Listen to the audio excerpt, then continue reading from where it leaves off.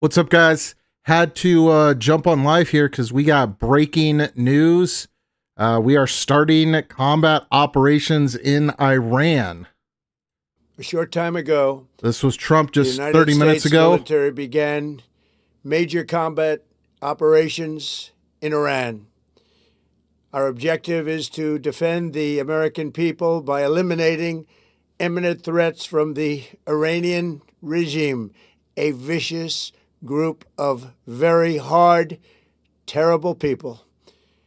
Its menacing activities directly endanger the United States, our troops, our bases overseas, and our allies throughout the world.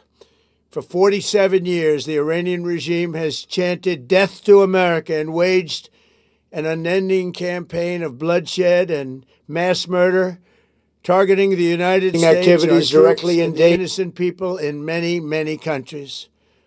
Among the regime's very first acts was to back a violent takeover of the U.S. Embassy in Tehran, holding dozens of American hostages for 444 days.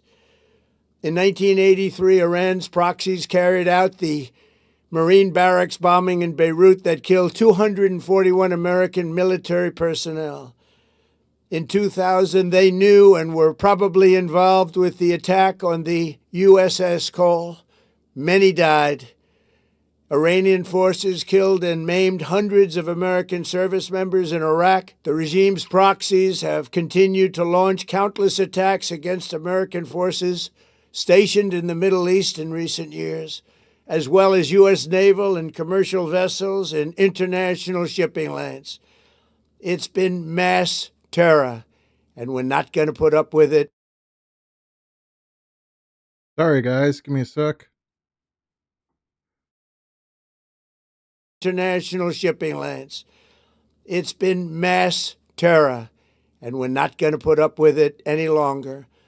From Lebanon to Yemen and Syria to Iraq, the regime has armed, trained, and funded terrorist militias that have soaked the earth with blood and guts.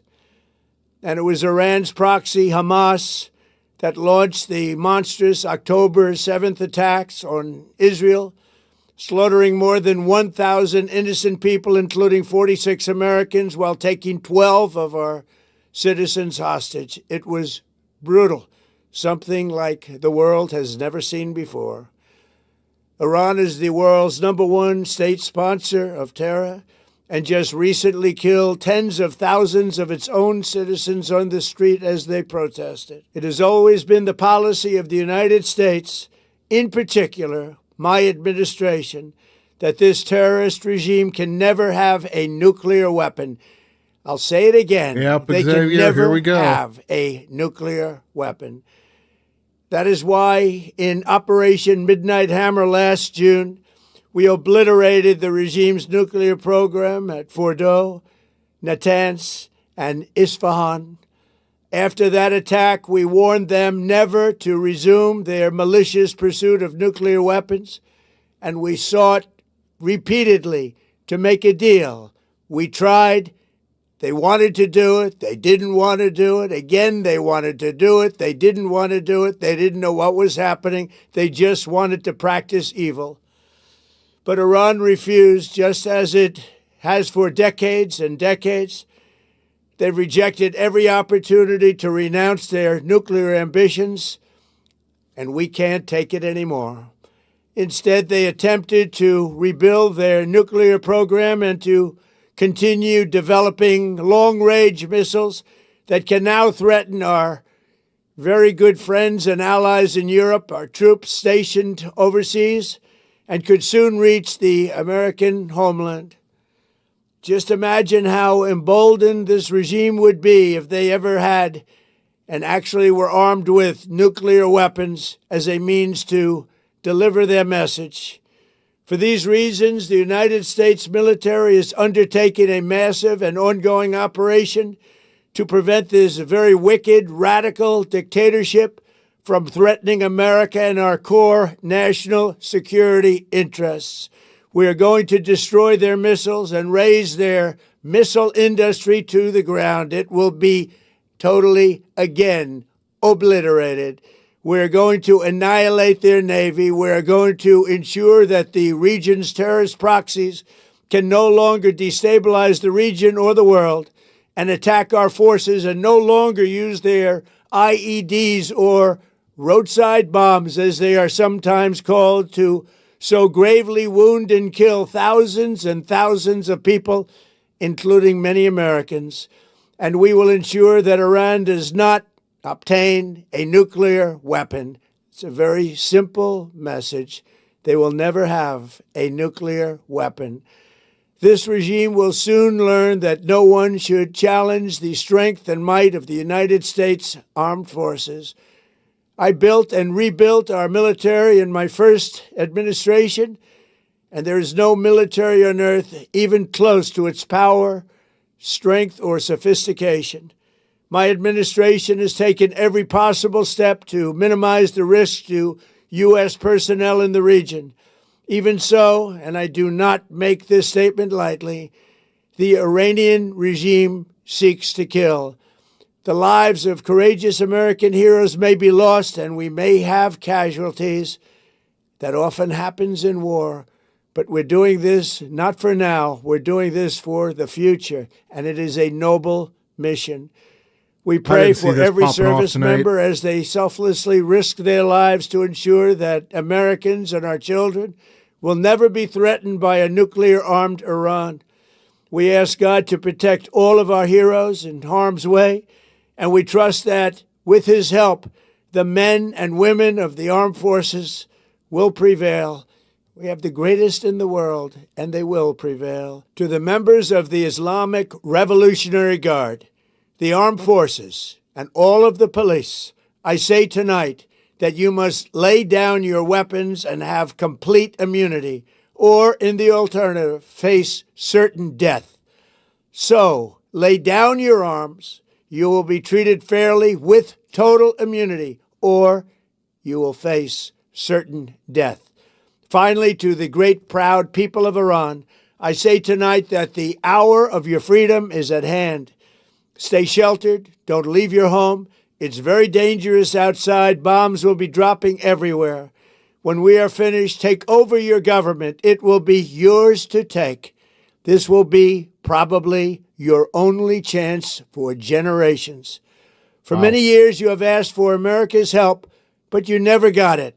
No president was willing to do what I am willing to do tonight. Now you have a president who is giving you what you want.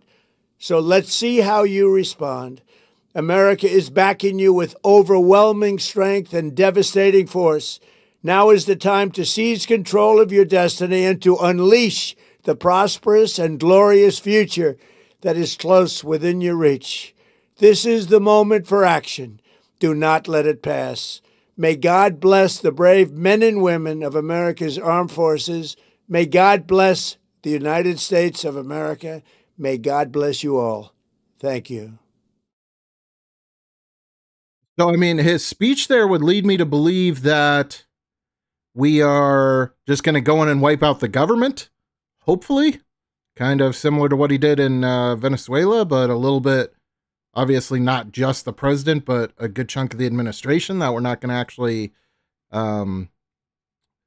take over the country. But I know that's what everybody's afraid of. That's what I'm certainly afraid of.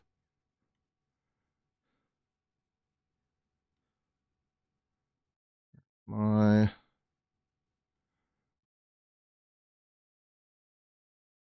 tons of videos already coming out. Let me know if the audio blows you guys away on any of these, but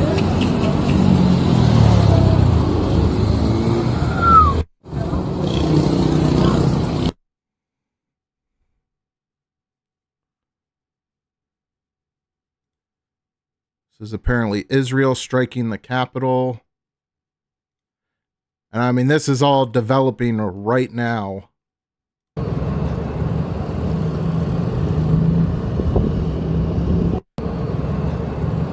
Wow.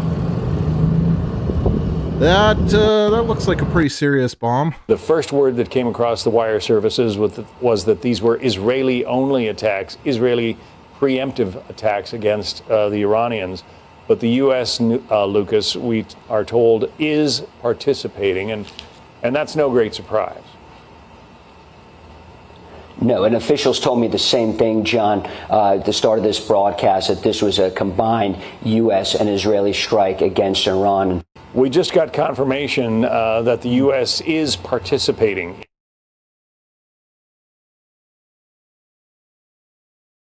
Looks like Netanyahu just made a statement around the same time as the president. Oh,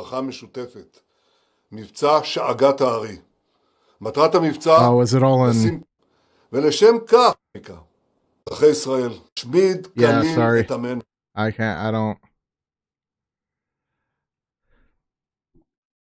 see what this is. لحظاتی سرنوشت‌ساز پیش ملت بپیوند شما و جهان. Yeah, I mean, I guess that's good. They're talking to the people and not speaking in English just to the U.S. audience like Netanyahu likes to do.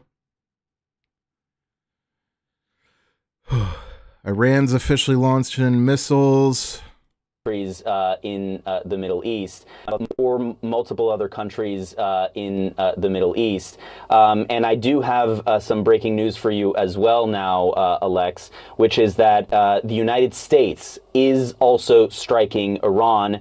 I'm told this by a U.S. official who tells me that the United States is indeed carrying out strikes against Iran. This is not solely an Israeli action. And this official also tells me that it is not a small strike. So we can expect that the United States military is currently bringing massive air. Let's look at this. This is all the... Man.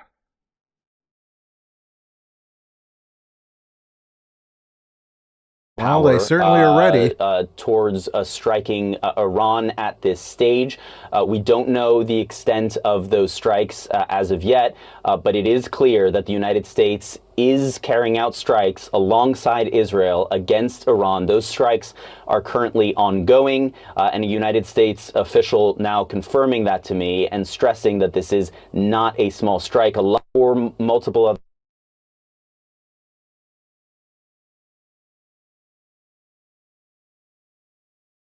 Wowza.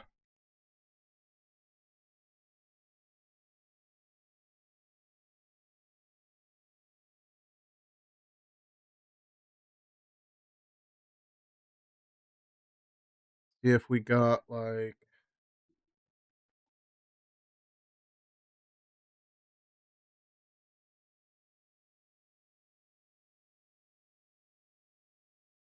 The United States military began down again. I mean, this is breaking right now, so gotta actually look for the information. Like, this all happened in the last hour.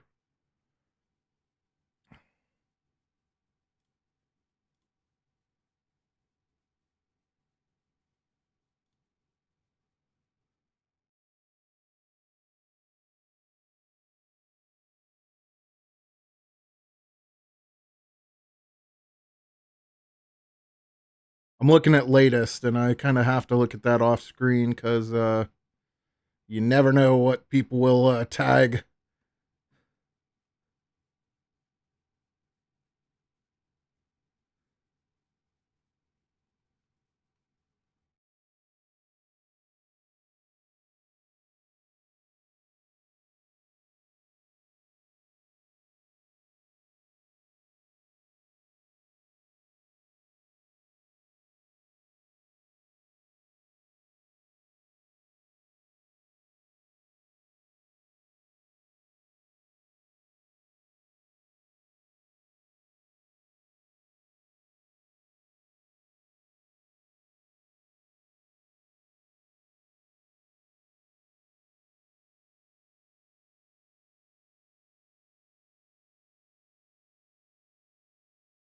¿Tienes necesidad de velocidad?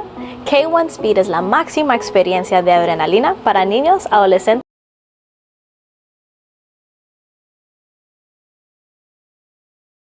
Hold up a live cam of Israel around the Western Wall.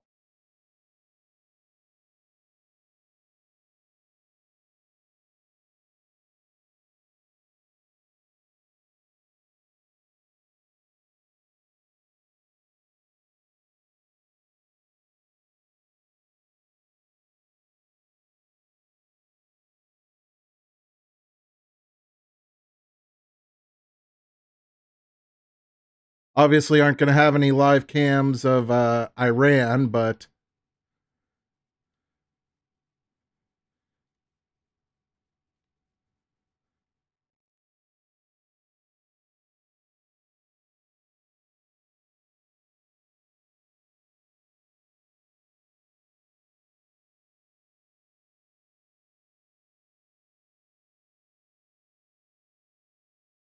I don't know. You think so, Xavier?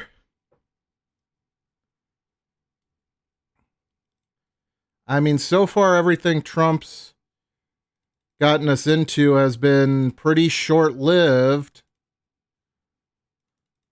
I'm kind of hoping by his speech, you know, he was talking about the government will be your guys's. I'm kind of hoping that means that they're just going to go in there, eliminate the administration, and be done with it. But it's anyone's guess, really. Wish we had the inside knowledge.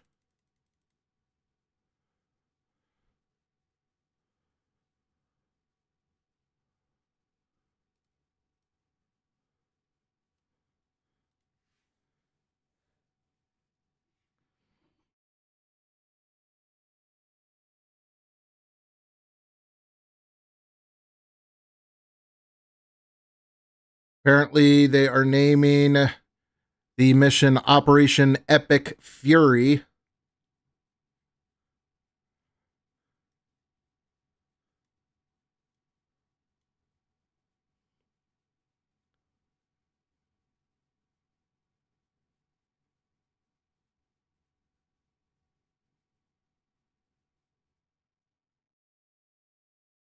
Make sure everybody's saying a prayer tonight for the servicemen and women over there. I mean, even if they're not in harm's way yet, sounds like they're gonna be.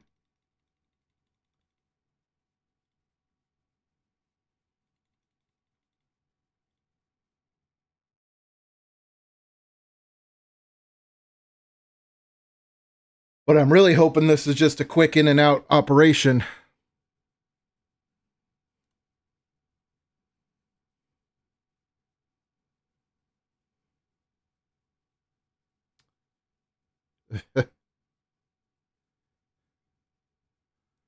Man, Iran is just gassing themselves up right now. A message to the residents of Israel, just flee. Dear Palestinians, be prepared, the great day is approaching.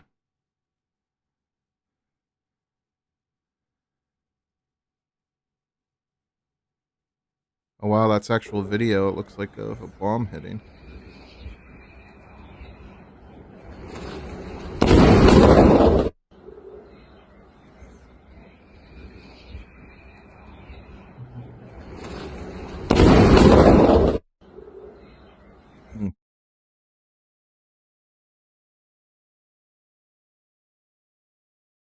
Wow, Iran is really crashing out right now, huh? I mean, I don't blame them. U.S. and Israel just declared war, but sound of 3 explosions in central Tehran. Can you guys see this okay? Let me check my... Got like 25 windows up. Yeah, okay, you guys can see it. Yeah, definitely drop some prayers for the troops, man. Gosh, it's crazy. You know, I just put out a video today reacting to Tom McDonald's Soldier and was talking about how my generation does not want to see like new wars. And I was talking about how, you know, Iran is starting to escalate, but we'll see how that goes. And lo and behold, tonight is the night.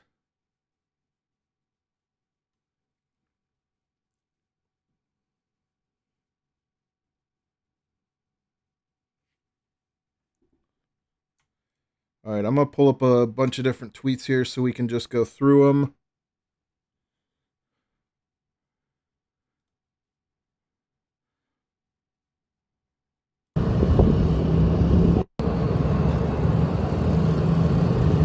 That's in Tehran.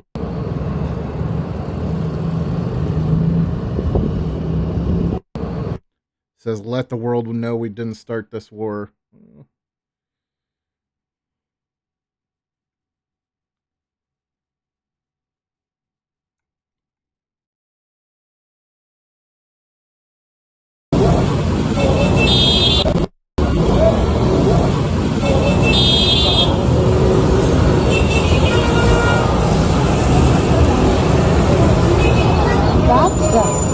Kind of surprised we have so much footage coming out of Iran so soon. They must have turned the internet back on.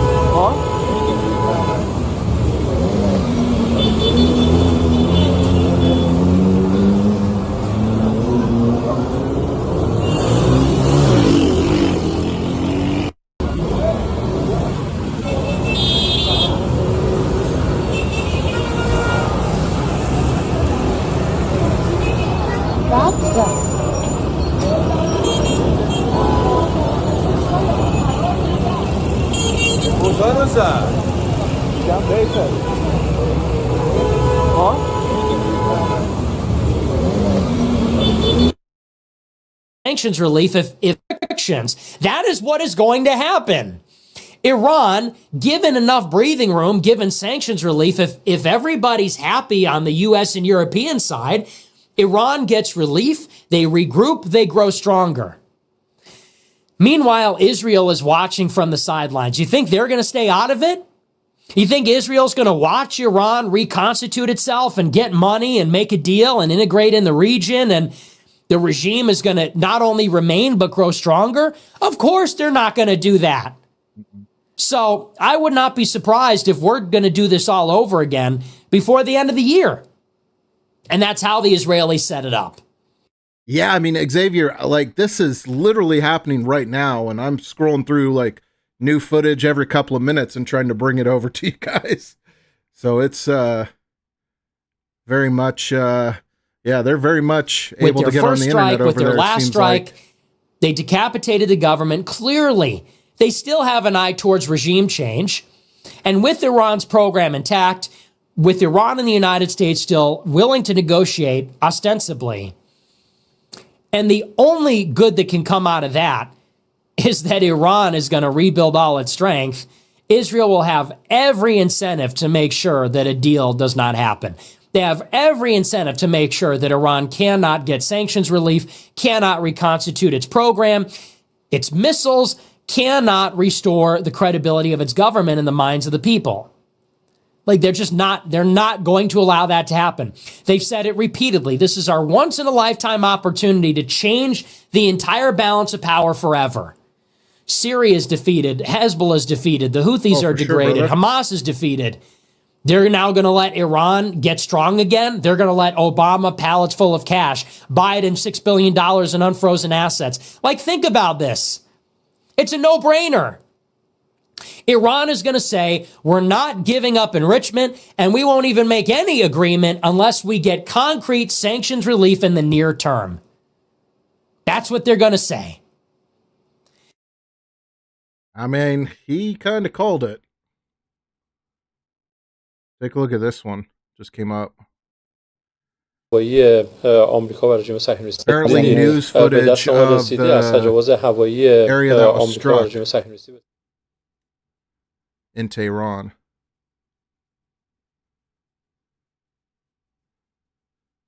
Well, that looks pretty wiped out.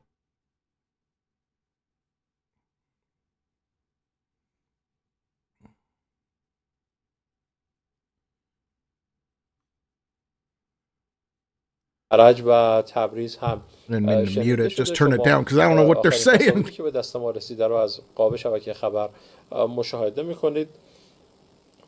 Yeah, I kind of thought the same, Xavier. I thought we had a little bit more time before this was going to pop off, but that seems to kind of be how Trump likes to do it, you know? When everyone thinks they still have a little more time, that's when he steps in and does what he's going to do. I'm gonna need some caffeine, guys. It's late. در قاب شبکه خبر این تصاویر رو مشاهده می‌کنید بر اساس Looks like it's going to be a late night too, منابع because this stuff خبری is علاوه still بر تهران pouring in. I have ساعتی like قبل 10 چند videos انفجار queued در up. برخی شهرها از جمله اصفهان، قم، برخی مناطق استان لرستان، کرمانشاه، کرج و تبریز هم شنیده شده. شما آخرین تصاویری که به دست ما رسیده رو از قاب شبکه خبر مشاهده می‌کنید. وزیر جنگ رژیم صهیونیستی حمله به ایران رو تایید کرد و همزمان برخی منابع و رسانه‌های خارجی از جمله شبکه CNN از حمله مشترک آمریکا و رژیم صهیونیستی خبر دادند. همراه ما باشید، در ادامه گفتگو می‌کنم با به دست ما رسیده از تجاوز هوایی آمریکا و رژیم صهیونیستی به تهران و شهر کشور که در قاب شبکه خبر این تصاویر رو مشاهده می‌کنید بر اساس These guys are actually pretty good open source intel. I've followed them during other wars. They're usually pretty good about covering everything as it happens. Missile threat warning. Cardin shelter. Missile threat warning. Cardin shelter immediately. Shelter in place. Missile threat warning. Cardin shelter immediately. Shelter in place. Missile threat warning. Cardin shelter immediately. Shelter in place. Missile threat warning. Cardin shelter immediately. Shelter in place. Missile threat warning. Cardin shelter immediately. I mean, this is developing as we speak. I mean, this is 12 minutes ago. Iran has launched multiple waves of ballistic missiles towards Israel, targeting mass population centers though air defensive have intercepted most. We still got the live feed up. Yeah. Doesn't look like.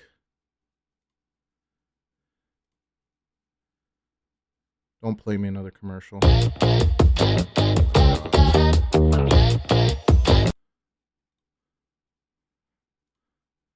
This one's from the Associated Press, so yeah, looks like skies are all still clear over in Israel.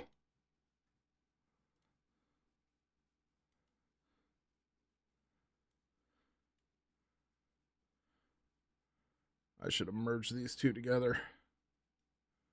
Let's do that. So that's all the evacuation orders going out right now.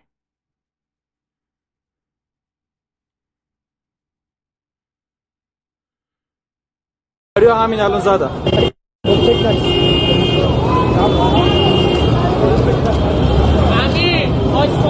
خیابون جمهوری فکر کنم بیت رهبری رو همین الان زدم. بیت رهبری برد رو هوا. Streets of Iran look like it's popping off. Oy. Okay. Apparently the lady in this is saying that the Supreme Leader's headquarters was hit. Well, she doesn't sound sad.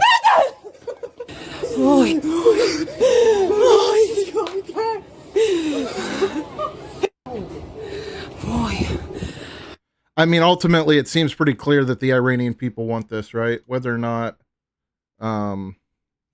U.S. wants to be involved, it definitely seems like a lot of the Iranian people want this, especially the women who are the most oppressed over there.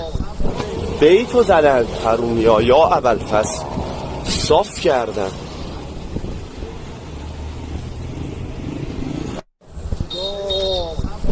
بیتو زدن حرومیا یا ابوالفضل That's all we can do from this far away is pray, you know.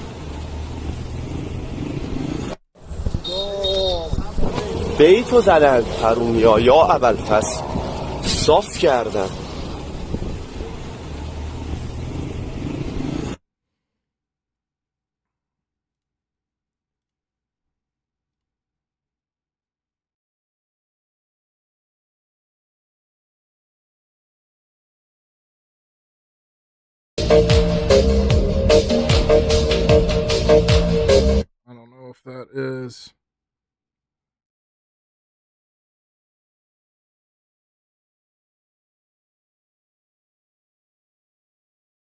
That might be Midnight Hammer footage. I mean, they just posted it, but Fuentes posted, every day I am more vindicated. Yeah. It's kind of crazy because, like, the world nowadays, it's, like, it's not about being right anymore. You know what I mean? You either recognize what's going on or you're just buying into the propaganda at this point.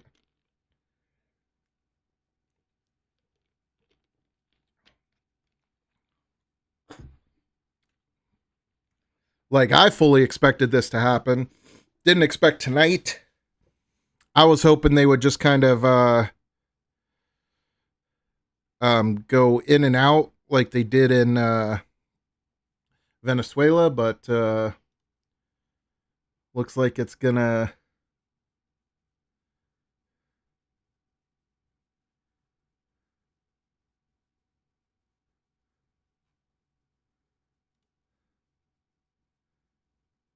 be a little more.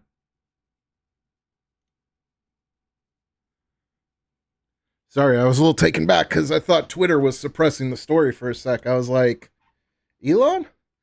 I went to refresh my feed and like the feed I was looking at was gone, but it seems to still be there. They just renamed stuff.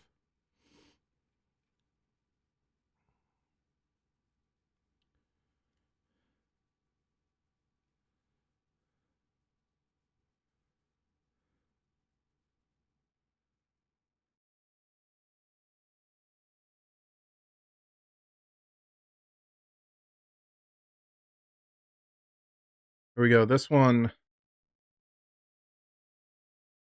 This has a translation of what the former prince said there. He says, "My dear compatriots, moment of destiny lie ahead of us.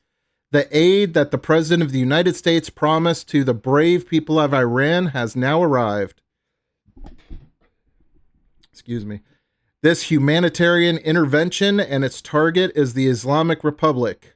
It's repressive, apartheid, and its machinery of slaughter, not the country and the great nation of Iran. But even with the arrival of this aid, the final victory will be forged by our hands. It is we, the people of Iran, who will finish the job in this final battle. The time to return to the streets is near. Now the Islamic Republic is collapsing. My message to the country's military, police, and security forces is clear. You have a sworn oath to protect Iran and the Iranian people, not the Islamic Republic and its leaders. Great message there. Your duty is to defend the people, not the regime. That has taken our homeland hostage through repression and crime. Join the people and help bring about a stable and secure transition. Otherwise, you will go down with Khomeini's sinking ship and his regime. And my message to the President of the United States, President Trump, is this: the noble people of Iran, despite the savage repression and massacres of the regime, stood firm with courage for nearly 2 months. I now ask you to exercise the utmost caution to preserve the life of civilians and my compatriots. The people of Iran are your natural allies and those of the free world, and they will never forget your support in the most difficult periods in contemporary Iranian history. And to you, my dear compatriots of Iran, in this sensitive hour and day, more than ever, we must stay focused on our ultimate goal to reclaim Iran. I ask you to remain in your homes for now and preserve your safety and security. Stay vigilant and ready so that, at the appropriate time, which I will announce to you precisely, you can return to the streets for the final action. Damn. Follow my message through social media and satellite media. If there are disruptions to the internet and satellites, I will stay in touch with you via the radio waves. We are very close to final victory. I want to be by your side as soon as possible so that together we can take back and rebuild Iran. Long live Iran, Reza Pahlavi. Woo! Very strong message there. رادیویی با شما در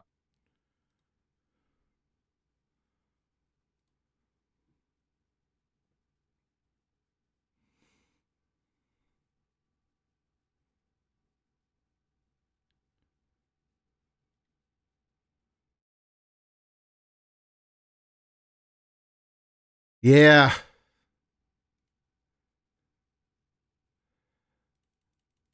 Yeah, it's nice to hear him, call for the police and the military to turn their support and basically say, because like that, I mean, that guy is the former crown prince, right? He's pretty respected in the country. So, if you're a military person and he's saying like, hey, you guys are about to meet the, unrelenting power of the United States military. Your job isn't to protect the regime, it's to protect the people. It's about as good of a message as you can get, given the circumstance.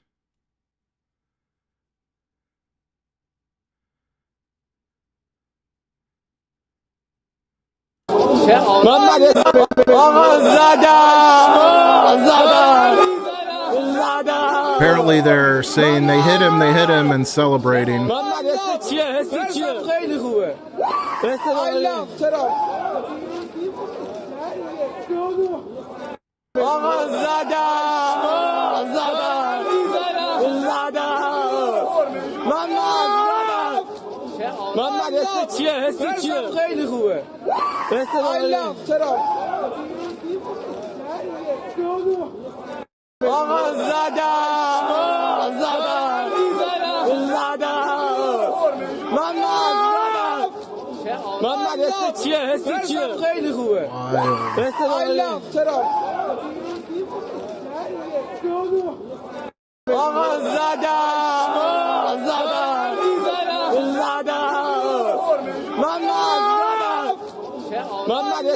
Let's see what this genius has to say. The world's two rogue states, Israel and the U.S., have started a war not against Iran, but against the whole world. Ay, ay, ay. Ah, Al Jazeera. Makes sense. Europe.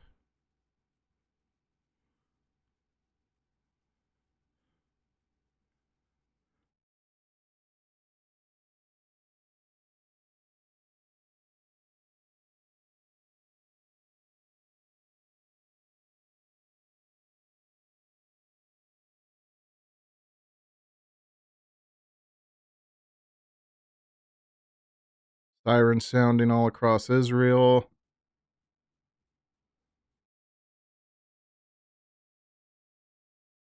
A lot of reports of different high-ranking Iranian military people being eliminated, but who knows if that stuff's accurate at this point.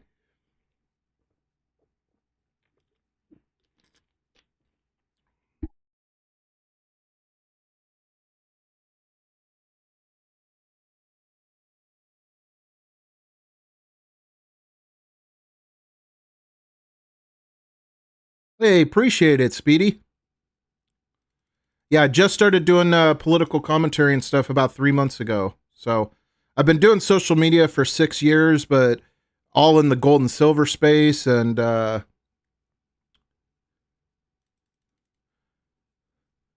after the Biden administration and all of the stuff they pulled, man, I just really wanted, now that we have a little bit of freedom to speak again, I wanted to branch out and talk about more important things. Appreciate it, man. Appreciate it.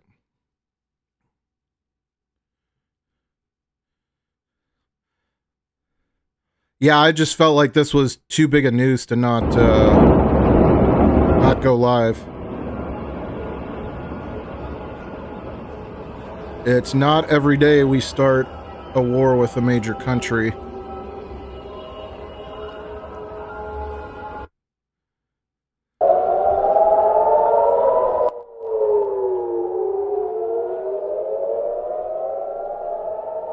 All the ships and stuff.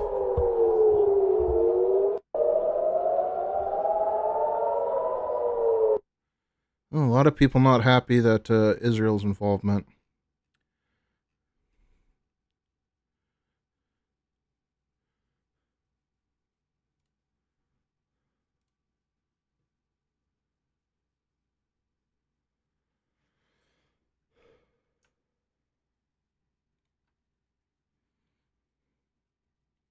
Red warning. A closet shelter. This is the one we already watched. Beautiful red warning. A closet shelter. Having a hard time keeping track. I might have to just start bookmarking them. So I know which ones we've...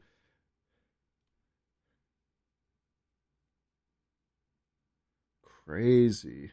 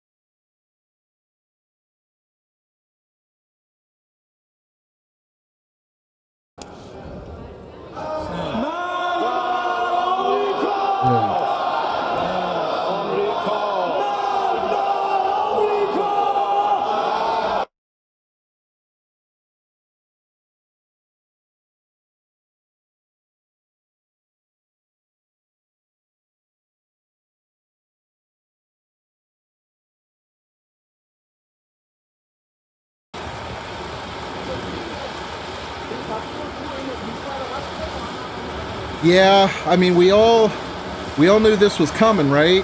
I didn't think tonight, and certainly not at like midnight is when all this started. I was making shorts of my last couple videos and just kept seeing the notifications pop up. I was like, what's going on? Whoa, that's crazy. Hold on, I'll show you guys.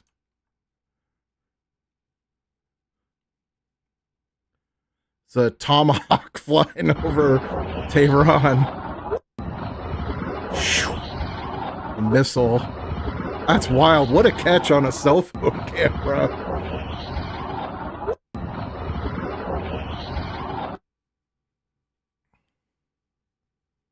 Save that one for later.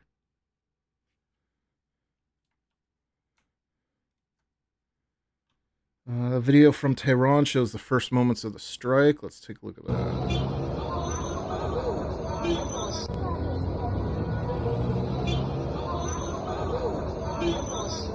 Must have been right after the first bombs hit.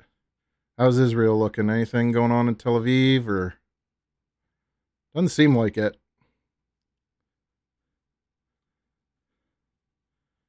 Doesn't look like any of those 190 or something missiles they launched like 30 minutes ago got through. Yeah. Western Wall, fine.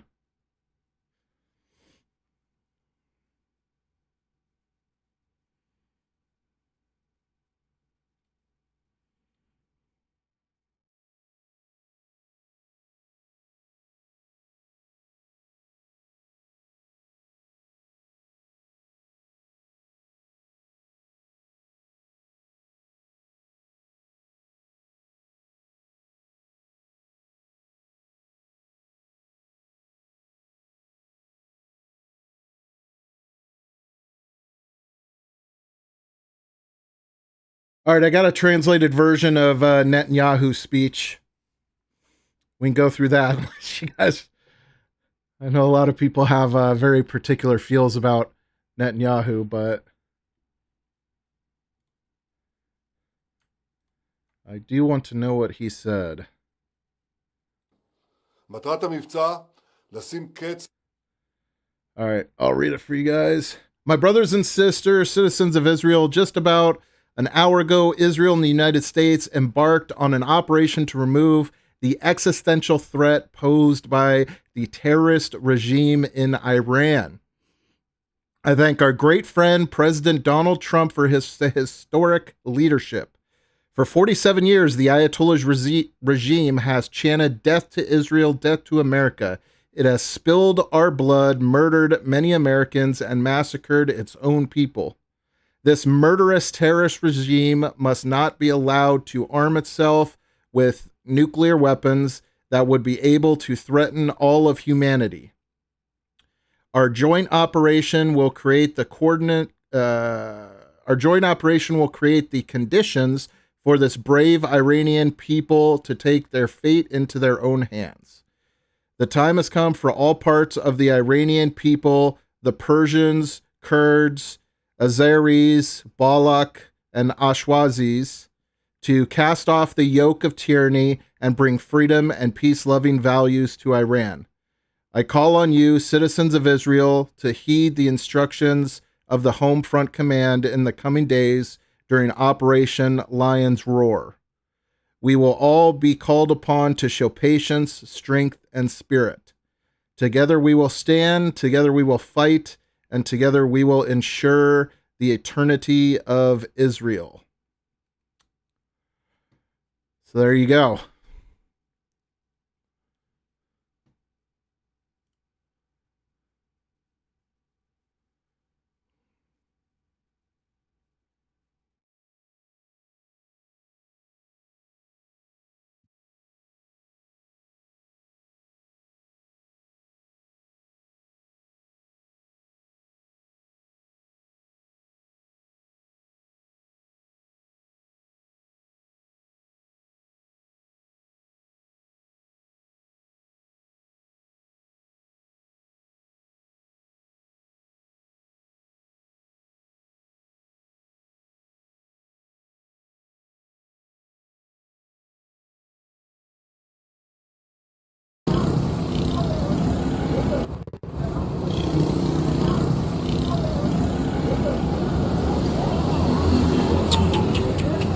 I mean, it seems from all appearances that they just strategically struck targets, just like they did in Venezuela.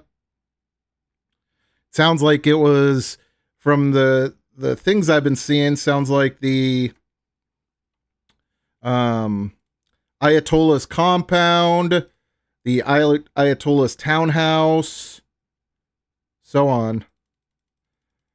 Yeah, definitely fighting words from Bibi. No kidding on that one, man. I mean, the Israel thing's a complicated issue, right? Like, people are very, very on one side or the other. I'm not really like that. I see the nuance in between both. I think Israel and Bibi especially have done some pretty messed up stuff. But you've also seen the rise of the radical Islamic regimes in the region and stuff like that. I mean, it'd be kind of similar to if we were in the U.S., and the cartels took over a lot of South America. What if they also took over, Canada and everything else, and we were just surrounded by the cartels? They took over the West Coast and the East Coast, and they're in Texas or something in the middle and just surrounded by continents of cartel. It wouldn't really make you, very comfortable. You might act quite aggressive.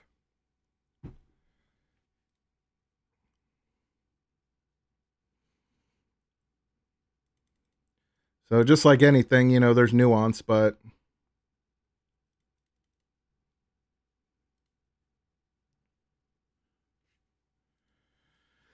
see what we got here.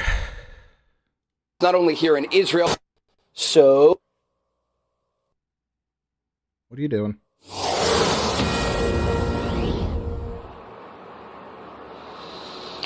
We join you right now with breaking news from the Middle East. Israel has launched preemptive airstrikes against the Islamic Republic of Iran, going after a variety of positions inside the country.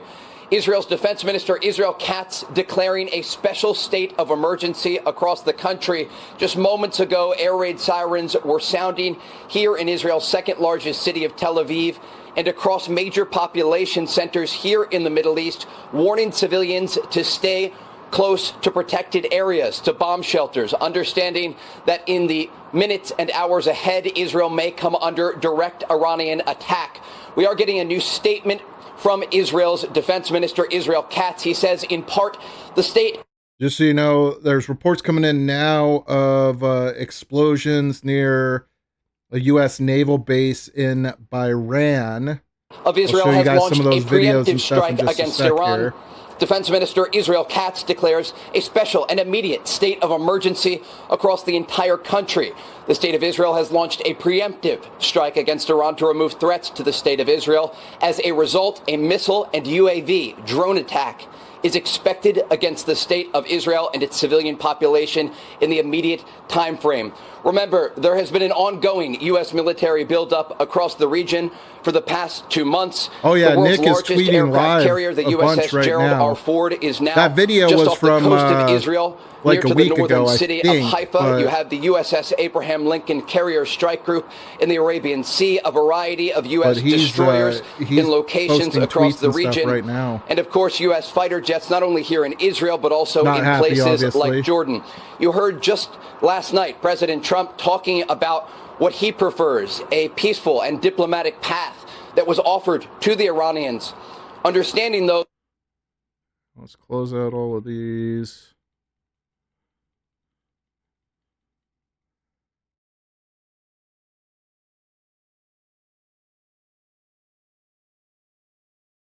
This one I'm seeing just a couple minutes ago. This is coming out of Bahrain, and this is where the U.S. naval base is.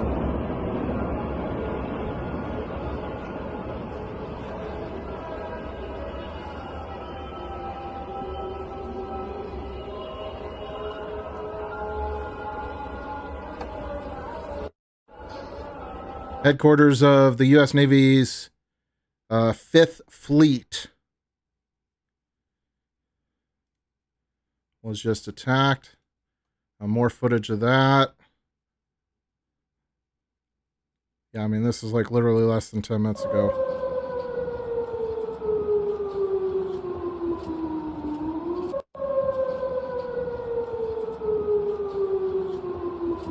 It appears that a U.S. Navy base took a missile strike. Missile threat warning.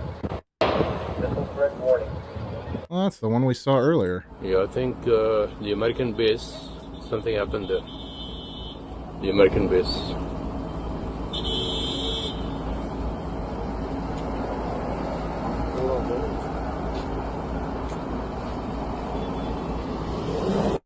Yeah, I think. Oh.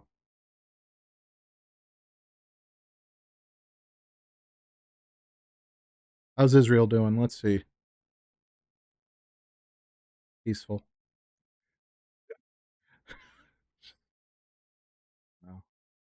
That they have been incredibly difficult in the past to reach agreements with. And while the president sent his negotiators to the region, to Oman, and then ultimately to Geneva, Switzerland over the past month, both U.S. Special Envoy Steve Witkoff and his son-in-law Jared Kushner, ultimately the...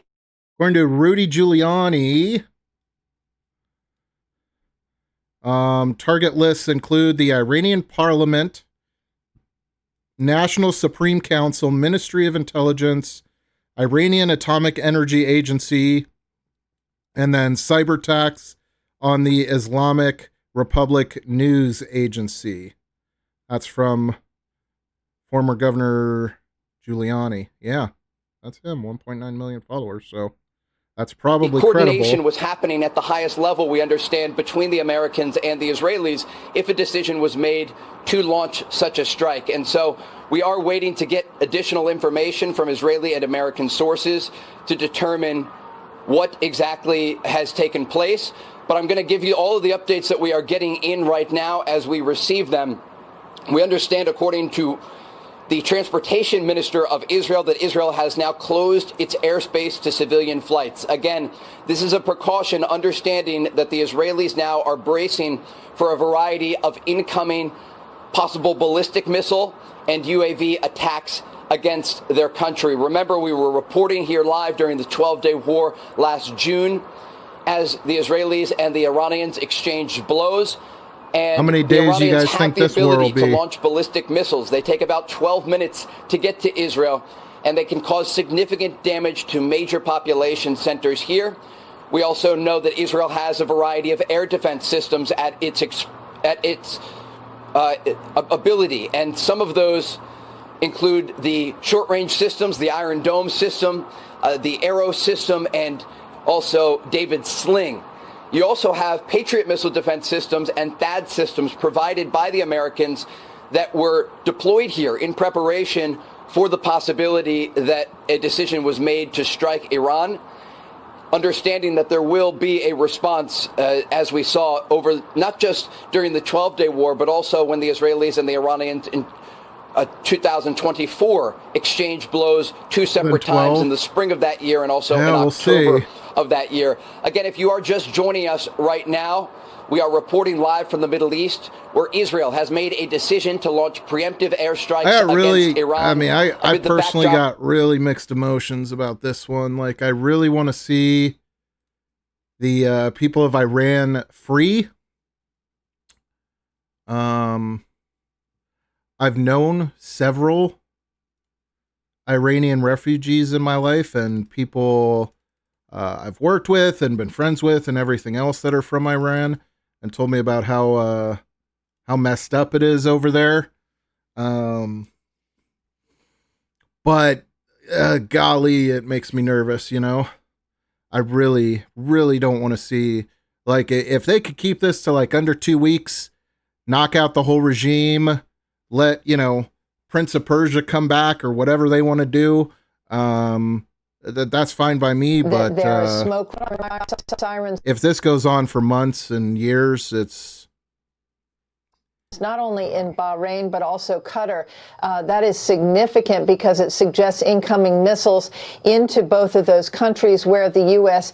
military has key bases. Yeah, so this was about 10 minutes before those videos we were just watching of that base in Bahrain getting hit with bombs. So it sounds like they already had missile defense warnings that missiles were coming towards those bases. In Bahrain, of course, home to the U.S. Navy's Fifth Fleet, we are hearing reports that there is smoke rising on the horizon in the vicinity of that base.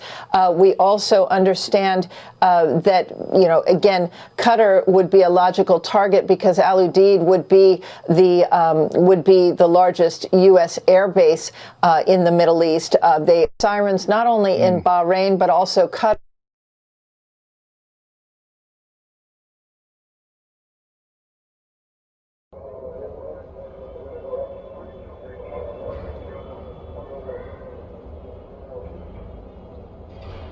This is more of the Iranian strike from 10 minutes ago,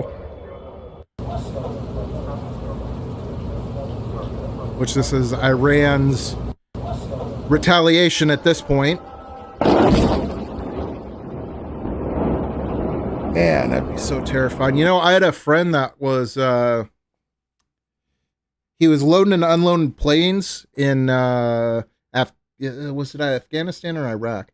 So many of my friends have served in the military. I don't remember which one, but he was in one of them, and he was in a what they call like a forward operating base, and his specialty was like loading and unloading cargo. And so he signed up for like 3 tours because the money was great, and he didn't really have to see combat or anything like that. I mean, it's a little sketchy getting to the base, but then he would literally just be on base for like 3 months, and that's a little sketchy getting off the base. But he felt pretty comfortable. But it blew me away because he would call me on like WhatsApp and Skype and stuff to chat, and I would hear that kind of stuff in the background all the time. And I was like, what the hell was that? And he would be like, oh yeah, they're probably launching RPGs at us again or something.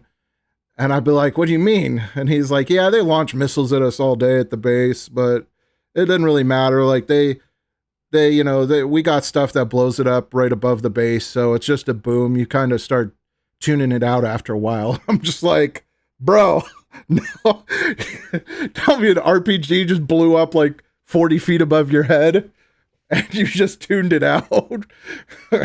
Like, oh man, nah. Cutter is not the stuff that keeps bugs off. Qatar. Yeah, not the greatest with pronunciation when it comes to Middle Eastern names. I will confess, I am a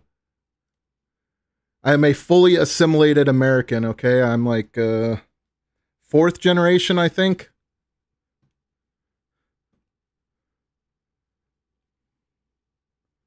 I could pronounce Spanish stuff a lot better because I lived down there for a short bit.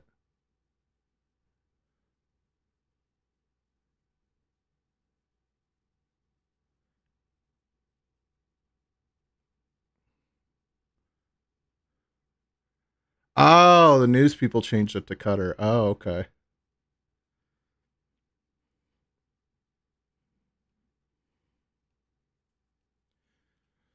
But yeah, it's crazy. The one thing my friends that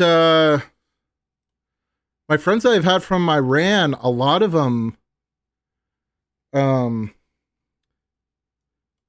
really loved and missed the country, like the country and living there. Most of them wanted to go home, but they couldn't because of the regime. They literally fled the regime, and that's why they came to the US, because they were Christian or whatever. I remember one having some weird stuff with like their sister, something with his sister when they were like teenagers. And so his family fled. I don't know what she did or what punishment she was going to get or anything, but I remember that was the reason he came over. But all of them loved the country and wanted to go back. It's just they couldn't. The regime was so horrible. And one of them would even, one of the guys I knew, those from Iran, would even kind of sneak back into the country. He still had his like Iranian passport, and occasionally if he needed like he got a knee surgery one time and he went back there because I guess it's like covered or it's really cheap or something like that. And so he like flew to like Dubai or something, and then had people that would put in like a fraudulent passport stamp so that it looked like he'd been in Dubai, not in the US. He'd leave his US credentials and passports and everything in a locker in Dubai and then fly from there to Iran. And he had to do all that just to go back and visit home because he couldn't be tied to his real name or his U.S. citizenship for sure. And this was in like, mid 2000s era. So like war in Iraq time frame.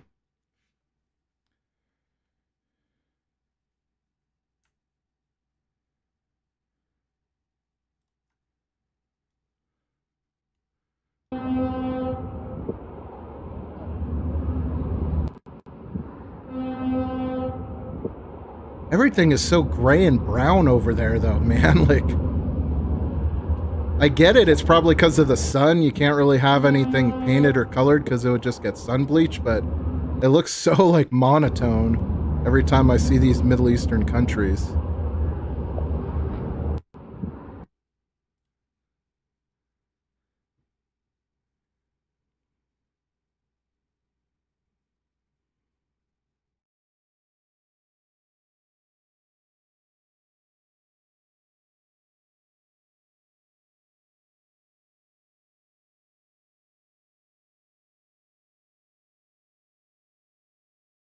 Oh, yeah, Speedy. I mean, dude spent 9 months on forward operating bases in, I think it was Afghanistan. So literally, like, he wouldn't even notice when I would bring it up on the phone. I'd be like, holy shit, what was that? And he'd be like, what? I was like, the freaking explosion. And he'd be like, oh, probably just another bomb, dude. It's not a big deal. Another RPG or something. Because he would tell me they would just launch, he'd like day and night, just constantly, 2 or 3 an hour would be coming at the base. And they would intercept them. It's like, it's such a waste on both sides, right? I mean, I get they're just hoping one gets through, right? It's like when Iran and the Houthis and everybody would launch stuff at Israel, right? They launch 100 missiles, knowing that most of them are not going to get through, but hoping that one gets through and breaks the Iron Dome or whatever.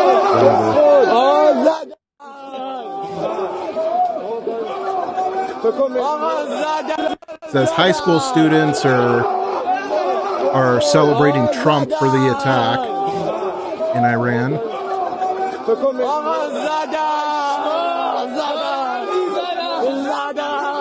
Yeah, I don't know any Arabic or Farsi or any of that, so.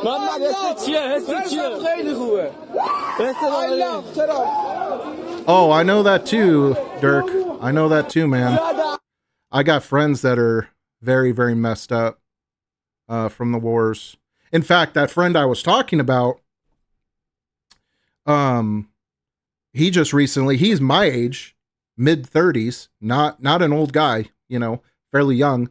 I know I look a lot older, but that's because I've lived fast and hard. But he just recently fought cancer, and he had cancer nodules in it was either 6 or 8 different areas of his body growing. And I was like, dude, that's not a coincidence. Like, you are exposed to something either over there or on base or something. Like, normal people don't get cancer like in their lymph nodes and in their testicles and in their stomach and in their liver, and you know what I mean? Luckily, he was able to get it all out and seems to be doing okay now. He had to have a bunch of surgeries and chemo and all that, but seems to be pulling through it. And then I got friends that have, had all sorts of injuries from IEDs and stuff. One of the guys I actually went to school with in Mexico, he was there on his VA bill, and he'd gotten hit with an IUD and messed his leg all up, and he had a metal joint put in. I don't really know how this works or what the surgery is, but he had like a metal joint in his ankle. And if he held his ankle still for too long, it would lock up. And so he had me like crack his ankle a bunch of times, because like when he would wake up in the morning, his ankle would just be like, his foot would be froze, in like a 90-degree angle. And I'd have to like wrench on it to like crack that joint loose, that metal in there. So, not to mention all the psychological trauma that happens. I mean, golly. I knew a guy that was a door knocker in Iraq who did like the breaching and, the first ones in, the guys that went door by door, house by house in the major cities like Ramadi and stuff, and, broke open the door, searched the house, searched for guns, insurgents, all of that. And he told me some of the most messed up stories I've ever heard, man. And, you can only be so okay after dealing with some of that stuff.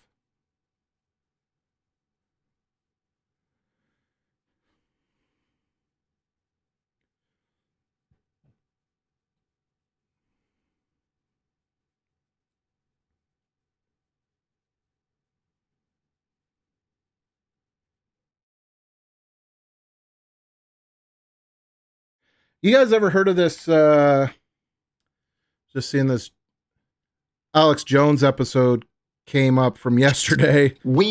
This guy. What do you guys think of this guy? I see him on podcasts and stuff. He seems like a extreme leftist, but he's supposedly like a former CIA head and everything else. But I don't know, man. He seems like less of a former CIA agent and more of a current, like, CIA propaganda agent to me.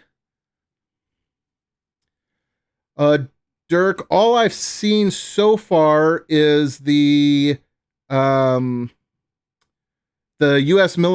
Navy base in Bahrain got struck by a missile from Iran, but they launched, I mean, they said they launched like 150 missiles at different strategic targets. That was about an hour ago. If it was going to Israel, I think they said it would take about 20 minutes or so for those to land. Israel still looks pretty clear.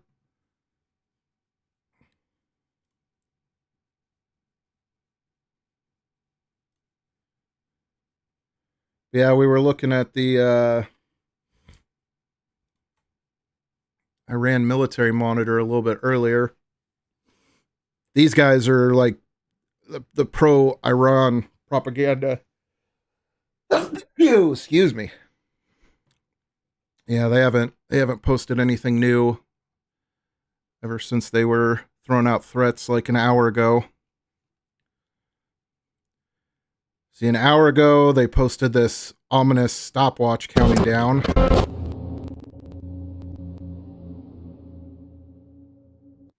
We are present everywhere. 120. I don't know what 120 what. What time zone?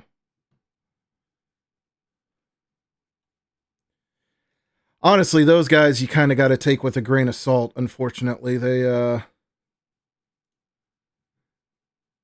literally posted. I don't know if you guys were watching during the 12-day war, but the official Iranian pages were literally posting so-called like surveillance scans of Israel that showed like star destroyers underneath hospitals and stuff like that. It was damn near comical.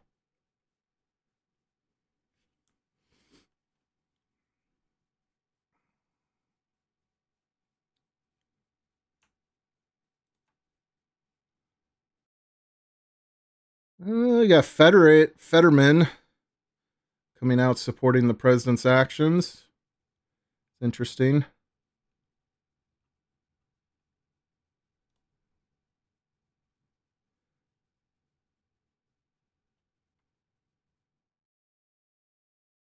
Ooh, apparently there's explosions in Abu Dhabi.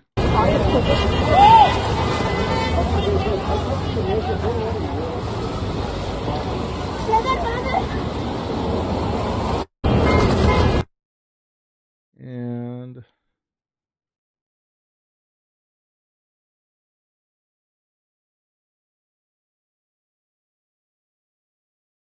American base in Kuwait and Al Dhafar Air Base in the UAE. I've only seen videos and stuff so far of the Bahrain ones. Oh wow, this is somebody actually captured it. This is the missile hitting in. Oh, I paused it right with the missile mid-flight. Look at that. I don't know if you can see my cursor, but if you look just in the middle of the blue sky there, you'll see the missile coming down on the U.S. naval base in Bahrain. Wow, what a crazy video. What a crazy freaking video. How did that guy capture that?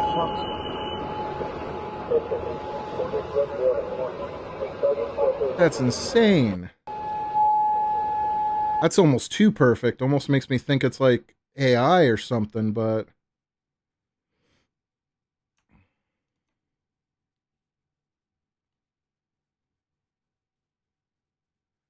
we got 1 minute ago, U.S. cruise missiles spotted flying over Iraq. Oh, yep, there they go. Wow. They just flow through the air like planes. موشكن تمشاكا ايوه موشكان برار ويقفل لك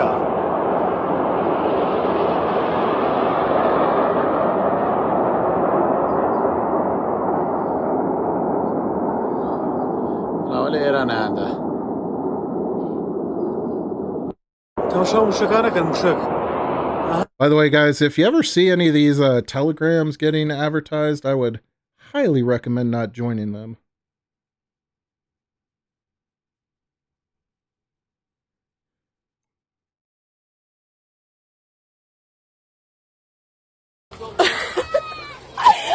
Oh my God! In Dubai, interceptors stopping missiles midair. Oh my! Wow. Dude, the Middle East is... Yeah, I'd imagine so. I'd imagine that blast wave is not something you want to mess with. Dude, here's another video. How do we got so many of these? Oh my God! Oh my God! Oh my God! Oh my God! Oh my God! Oh my God! Okay, okay. How are so many people recording the exact... I mean, I guess if one missile comes in, you pull out your phone, there is already smoke in the air. Oh my God! Oh my God! Oh my God! Wow. That's intense.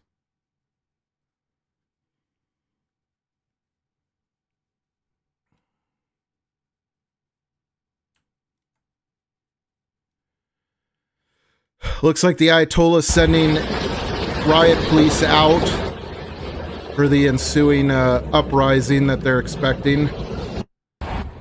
Yeah, buddy. Thanks for capturing the video, whoever that is in Iran, but keep that phone low.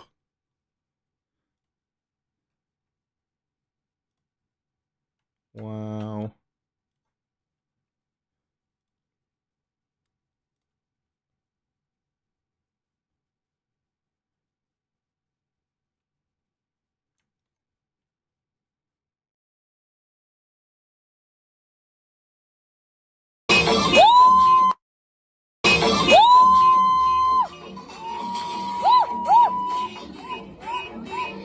Apparently they're celebrating on the streets in Iran. I don't know if I do that when missiles are still coming in, but I mean, I guess if you're supporting the Crown Prince, he's telling Trump, you know, to be very cautious to not hit any civilian areas. So we saw that one already.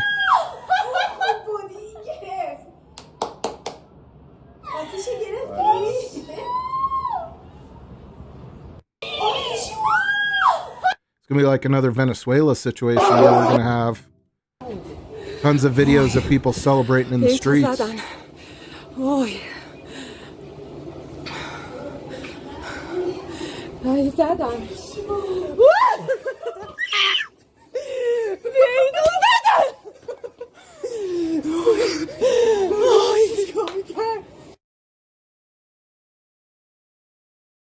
That's what I mean about feeling conflicted about this one, because, like, you know, as long as Trump can keep it clear, concise, in and out, I'm honestly all for it. Some people don't agree with, some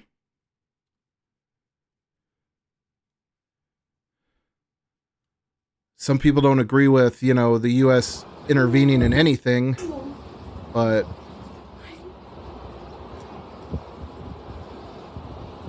Some missiles and more people here in Abu capturing... Dhabi.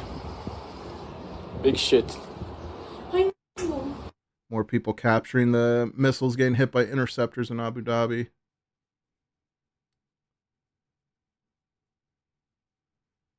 Ah.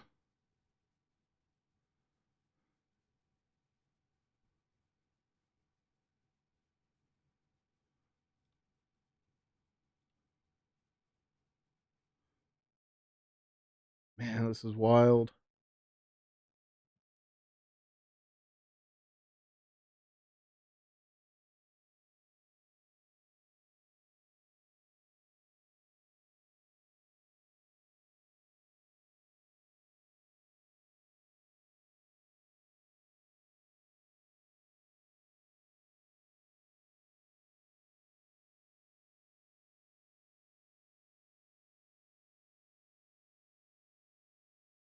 Dude, open source intel, man, they are on top. Like, so many of the videos I'm seeing are them. They are on top of this.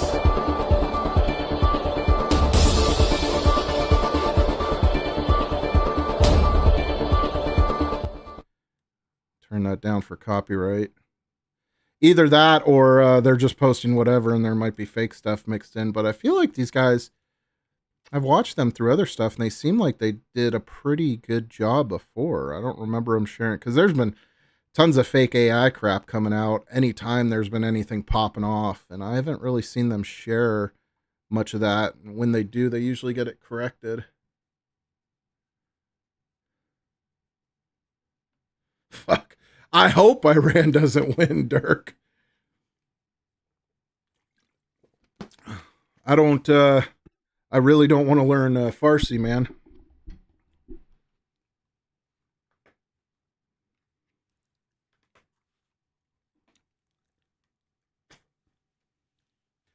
I don't know. I don't know if it's just propaganda or what, but I mean, I've read a lot of military stuff, watched a lot of documentaries and stuff, and unless all of them are lying and all of the military reports and stuff like that are lying, it sounds like the US, I mean, we basically could take on the entire world like 3 times, other than nuclear bombs, of course. Somebody starts dropping nukes, you know, it's global annihilation. But our military might is so great that like literally the entire world, we would outmatch them.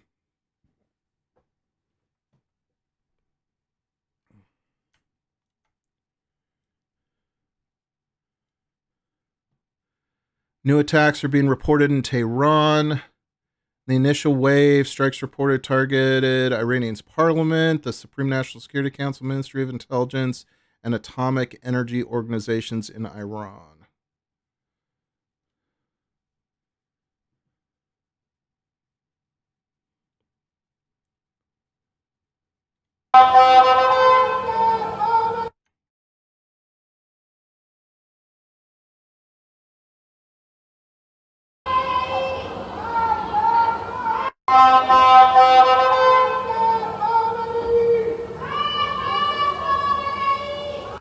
Sounds like what they're saying. Apparently they're chanting death to Khomeini.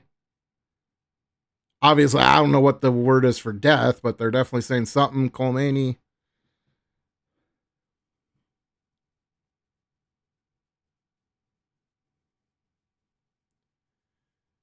It sounds like 30 minutes ago, Iran had missiles targeting on USS Lincoln aircraft carrier. Hopefully they were able to shoot those down.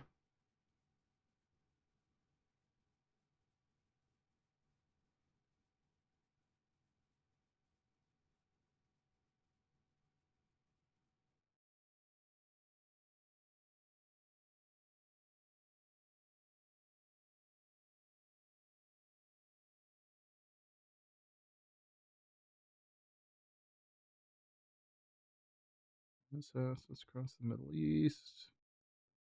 Dude, that video is still just wild. I can't believe somebody captured that. I thought the last video was wild. This one's even more wild, man. Oh my god, oh my god, oh my god, oh my god. Okay, okay. Unbelievable. Oh my god, oh my god. Okay, okay. Oh my god, oh my god, oh my god, oh my god. Okay, okay. Oh, man, I hope they know what they're doing. I hope they know what they're doing. Oh my god, oh my god, oh my god. Okay, okay. All right, I can't listen to her scream over and over.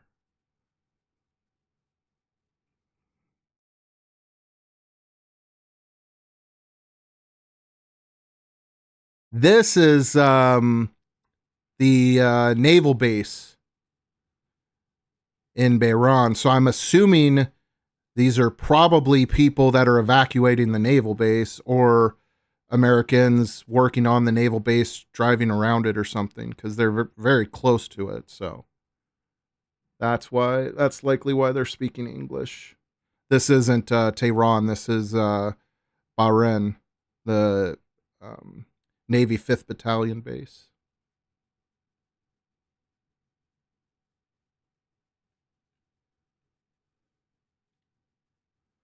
Which, I mean, makes sense if it's why we have good video quality and it's able to be uploaded and everything else if it's, U.S. citizens or military personnel.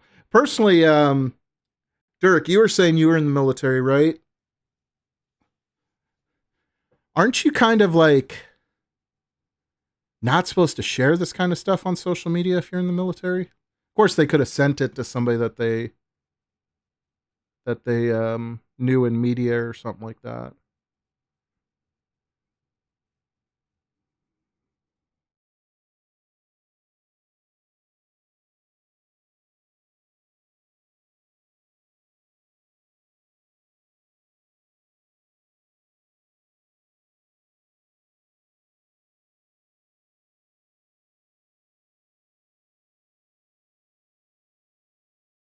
No, you can? Okay. Maybe that's just... I mean, I'm a little older. I don't know. I felt like I remember my friends being really sketched out about what we posted on social media back when they were in the military, but that could have been like more of the less about stuff like this and more about like ethics type stuff, They don't want pictures of them like partying or drinking or something like that.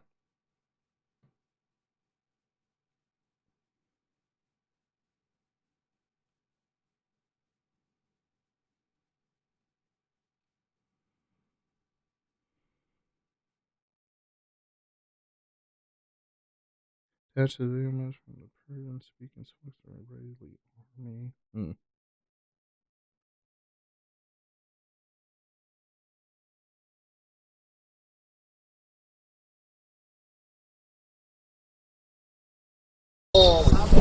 بیتو زدن بیتو زدن حرومیا یا ابوالفضل صاف کردن. Apparently that's Khomeini's residence. بیتو زدن حرومیا یا ابوالفضل. Sounds right because it looks like a residential area.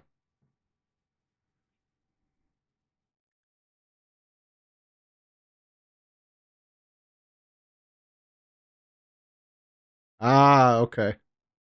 Yeah, that might be what I'm remembering, Silver Wolf.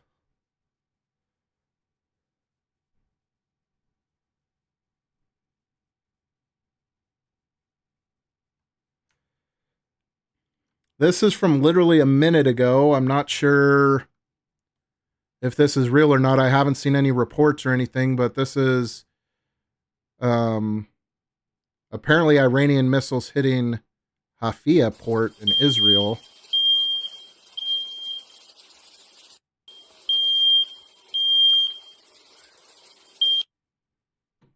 We'll see. That could just be propaganda.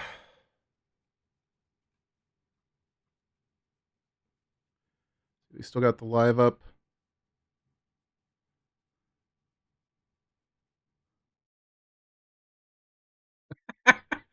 I pull this live and I see somebody say, I can't stop farting. Oh, man. I really don't understand how some of these channels operate. Like, they got, how many people they got? 3,400 people watching this live.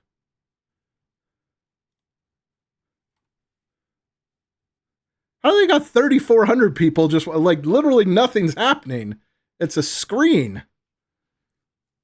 I mean, this might as well be a picture. It's not. It's supposed to be a live feed, but it could very well be a picture. Oh, nope, there's a car traveling, not a picture. But you know what I mean? But yeah, I don't see any smoke plumes or anything else, at least not in Tel Aviv area.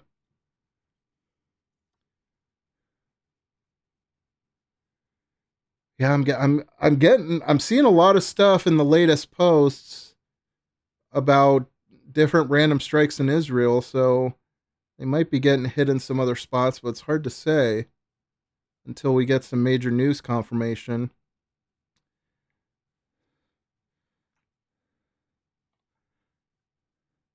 Like this is supposedly a picture of an Israeli settlement and military camp south of Hebron hit by Iranian missiles.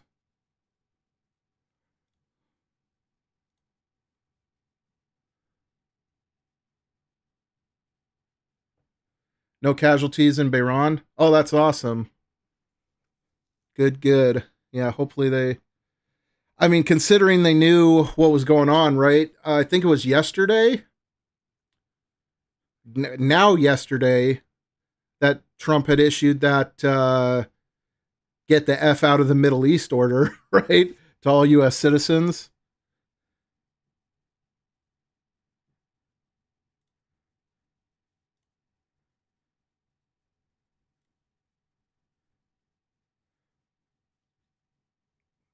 Oil markets brace for volatility. Yeah, that's probably true.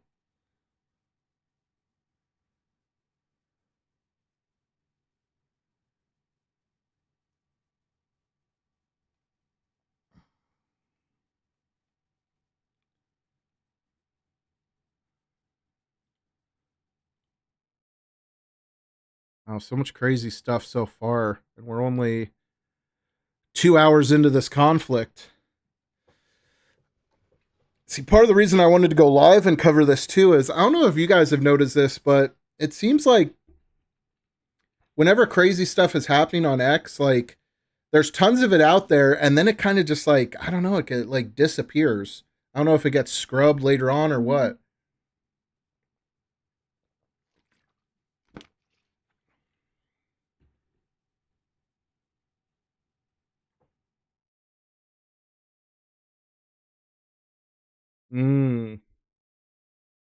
That makes sense, Speedy. Yeah. A lot of people probably just have it running on a screen, or even like, I think, what's his name? The Agenda Free. He usually has like 8 or 9 feeds up on his screen, right?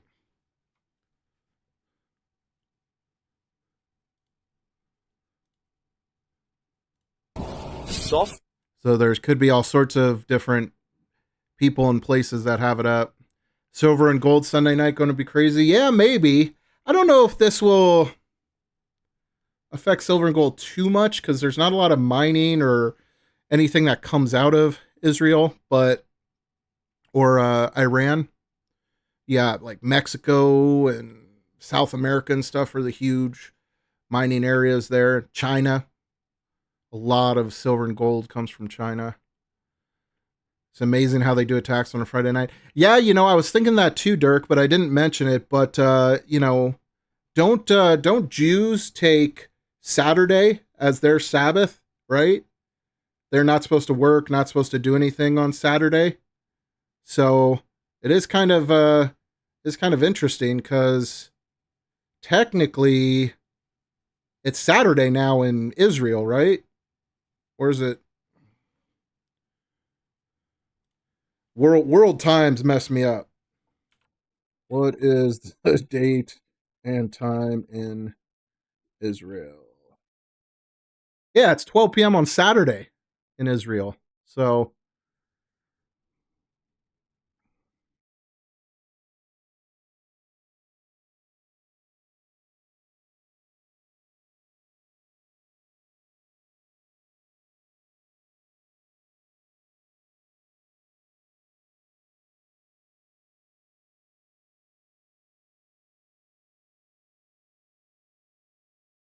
see if we got anything from any of the major outlets updating on anything.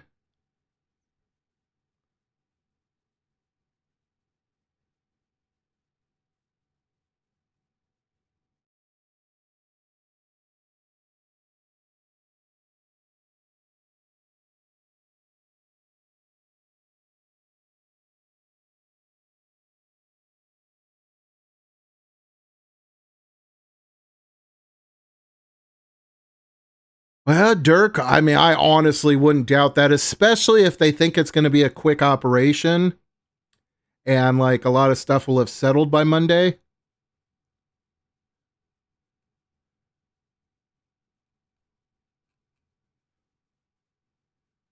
Not seeing anything really new from open source intel. Let's see, didn't we have... These guys are usually pretty on top of stuff. Another video of the Byron strike.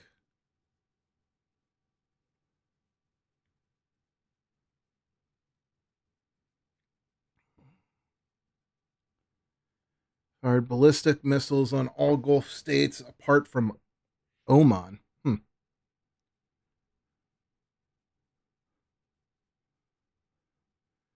Israel said to carry out strikes against key political feature. Iranian propagandists claim the command and control structure of the IRGC army and police remain fully intact. The photo is the strike on the IRGC base. Yeah, that doesn't look great for them. Not gonna lie. Does not look great for them.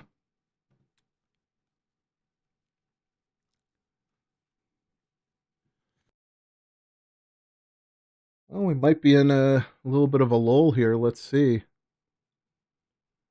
It's been pretty much nonstop the last like 2 hours, so seems like things might be calming down for the moment.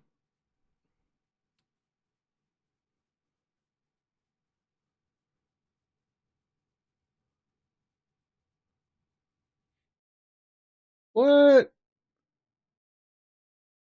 Apparently CNN had to said. CNN in Abu Dhabi had to hard cut because their alarm started going off. Weapons, including in the regime, will make sure that he is going to be safe. This is your opportunity to put together a new free Iran. Look at the sky. Our forces are there. The pilots of the free world. Help has arrived. I'm Becky Anderson in Abu Dhabi with the alarms going off here, suggesting we should seek immediate shelter in the closest source. So we'll do that. Our breaking news coverage continues after this short break. Stay with us. That's wild.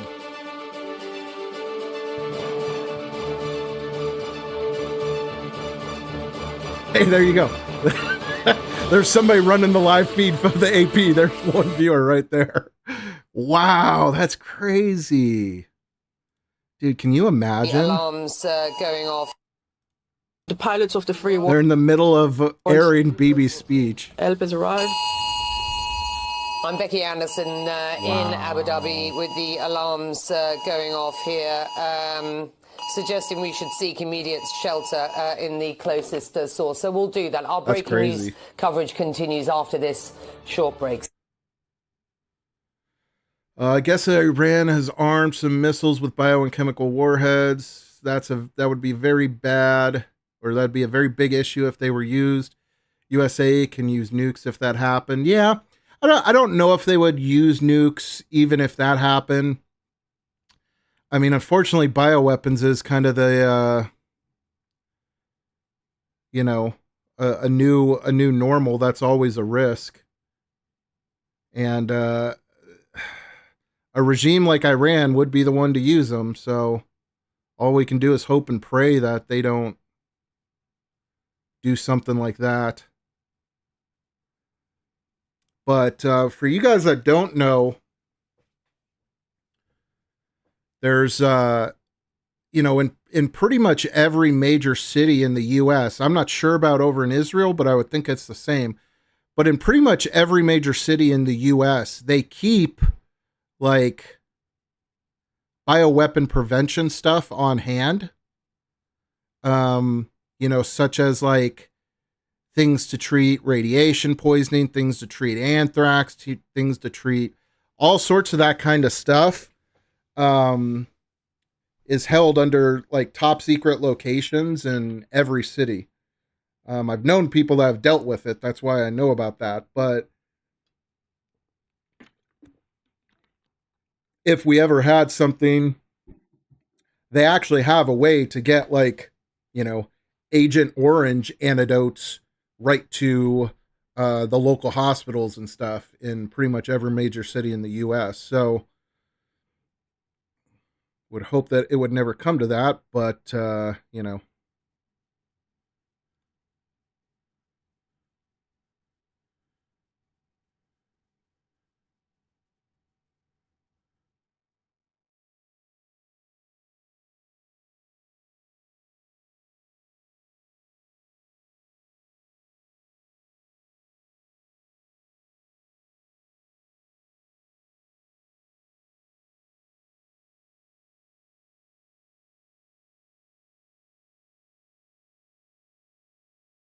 here we go. People dancing in the street. I think we actually saw this already. Do you think Iran would target any European U.S. bases? I don't know if they have the capability to effectively reach that far. Here's the thing, as scary as countries like Iran are, like, I don't want to say this in a disrespectful way, but a lot of their military and a lot of their capabilities is extremely primitive. Like, compared to what we can do in the U.S., you can have President Trump down in the war room, press a button, and have a bomb, pluck a guy's eyelash off of his eyebrow or off of his eyeball. But a lot of these other guys, I mean, especially these Islamic regimes, terrorist groups, stuff like that, they're using like 1980s, 1990s type technology. They're trying to advance their capabilities and stuff, which is what supposedly this conflict is all about. But that's the reason why they're so unsuccessful when they launch missiles and stuff at Israel. Part of it's the Golden Dome, but they also don't have the better technology to get around the Golden Dome and stuff like that. So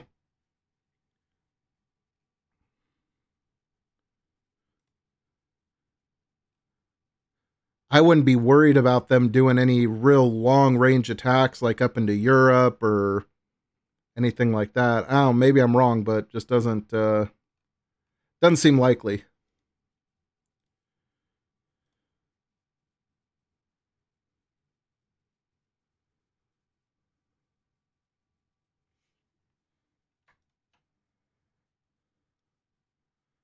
Let me put up a little infographic. This should be nice. No audio. Okay. Well, this is where we've struck so far, according to reports. I think most of the videos we've seen have come out of Tehran.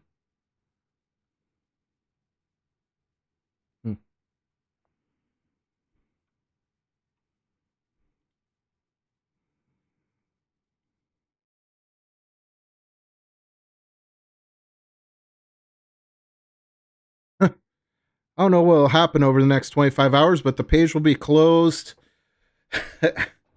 until after Shabbat in Israel. Hoping for a quiet Shabbat 19 hours ago. Yeah, that didn't work out too well, huh? IDF, 32 seconds ago, IDF detects missiles launch from Iran towards Israel. So that's a 12-minute timer then, I think is what I read. Takes the bombs they have in Iran take 12 minutes to travel to Israel.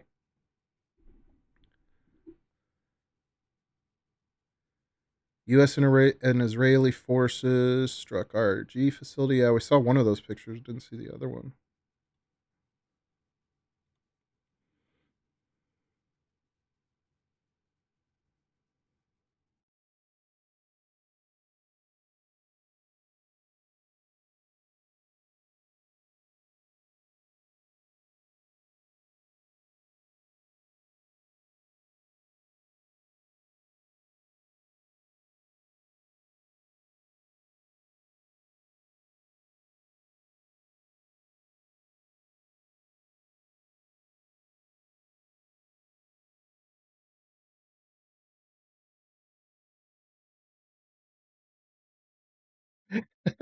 Somebody in the AP chat, silver was up $6 before the bomb market, before the bombs market is closed currently.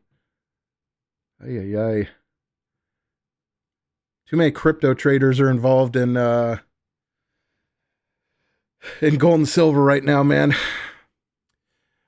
All right, guys, I'm going to take a little break. Been live for a couple hours straight now. I'm going to leave it up for a little bit, and I'll pop back in 10 or 20 minutes here, see if anything else is popping off. And if it's not, I'll sign off. If it is, then we'll go from there. But I'll leave it here on the Tel Aviv feed, since they got reports just 30 seconds ago that bombs were launched, missiles were launched towards Israel, and that gives us 12 minutes before they would hit. So I will be back in a few.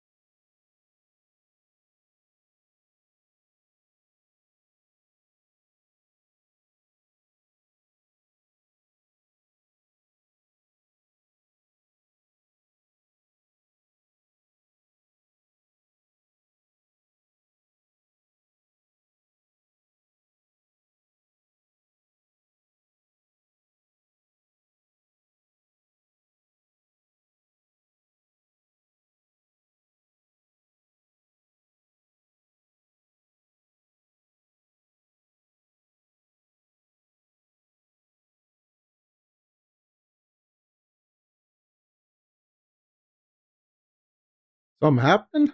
Looks like something's happening.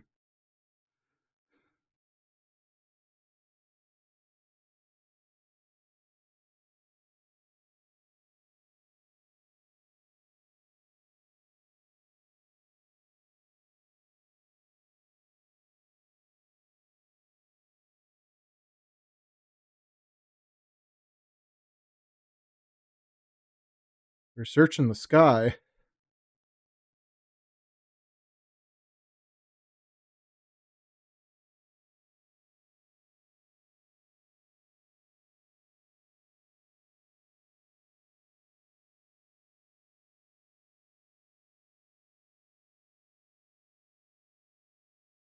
Thumbs all over me.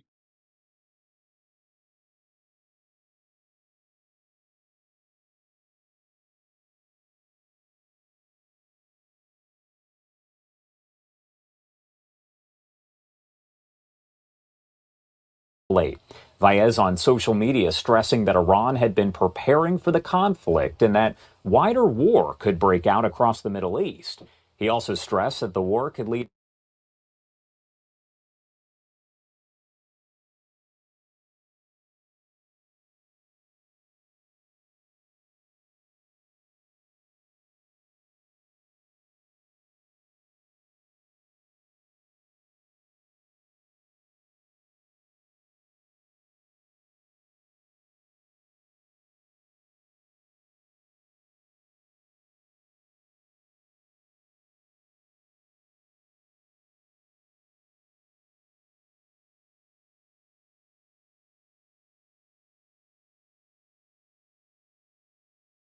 They definitely seem to be expecting something to happen.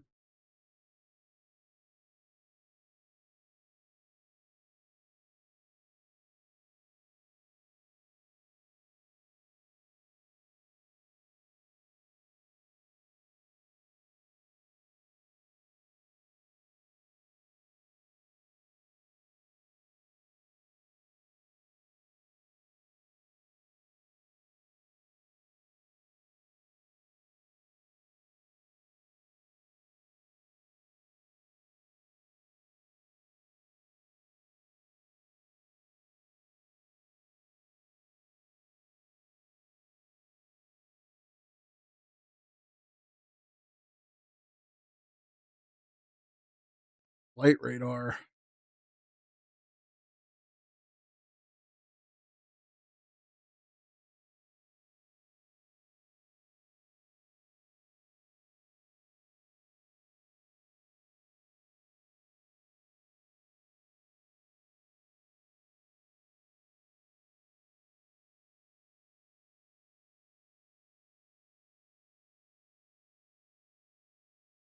Moment, so there is much more readiness for this moment.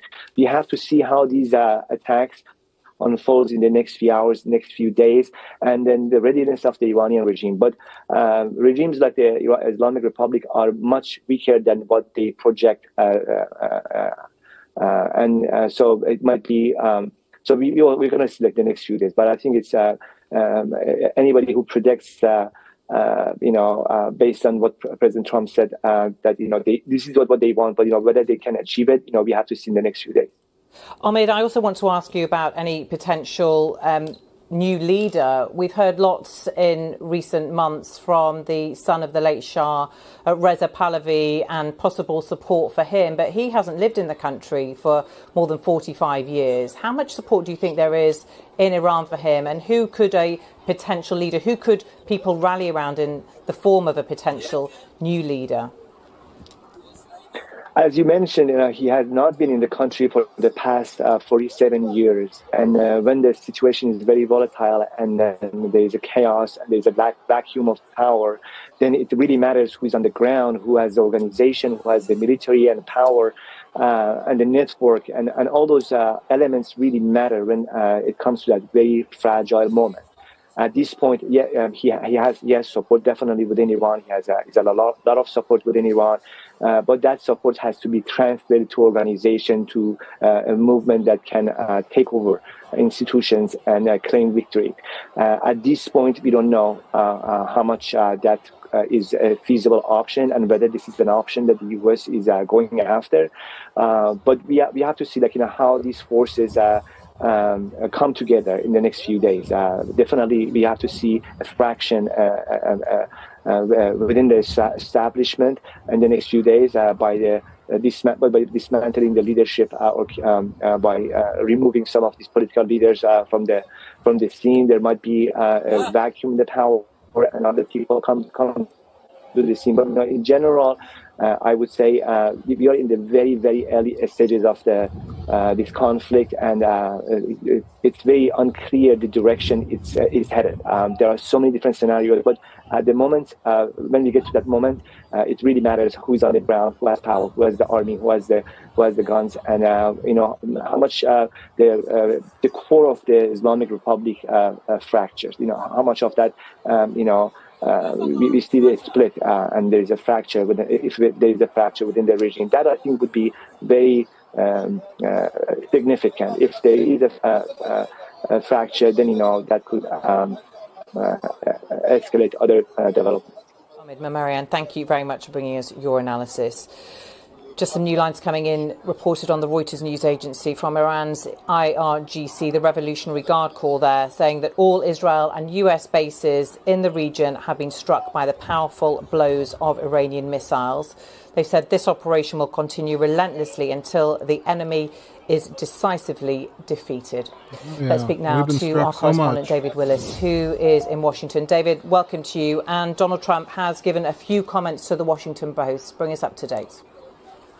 Yes, that's right, Samantha. A short while ago, he said that his main intention was freedom for the Iranian people, as he put it. And that was the intention with these strikes on Iran. But it is, of course, worth remembering that Donald Trump was elected on a promise to steer clear of so-called forever wars. He was critical of one of his Republican presidential predecessors, George Jani, if he is okay. There are a lot of targets there. Pezeshkian, the president, he was also targeted, I assume, and it's still unclear exactly the results. But historic times, and I think the early seeds of hope for the Iranian people.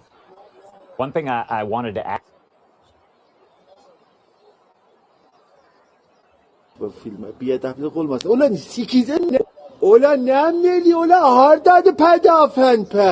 Olan gobelet rədi göyümüzdə. Olan bilmirəm kim baxacaq bu filmə. That's a fighter jet striking a military facility in Tabriz, an Israeli fighter jet. Olan hardadır pədafən.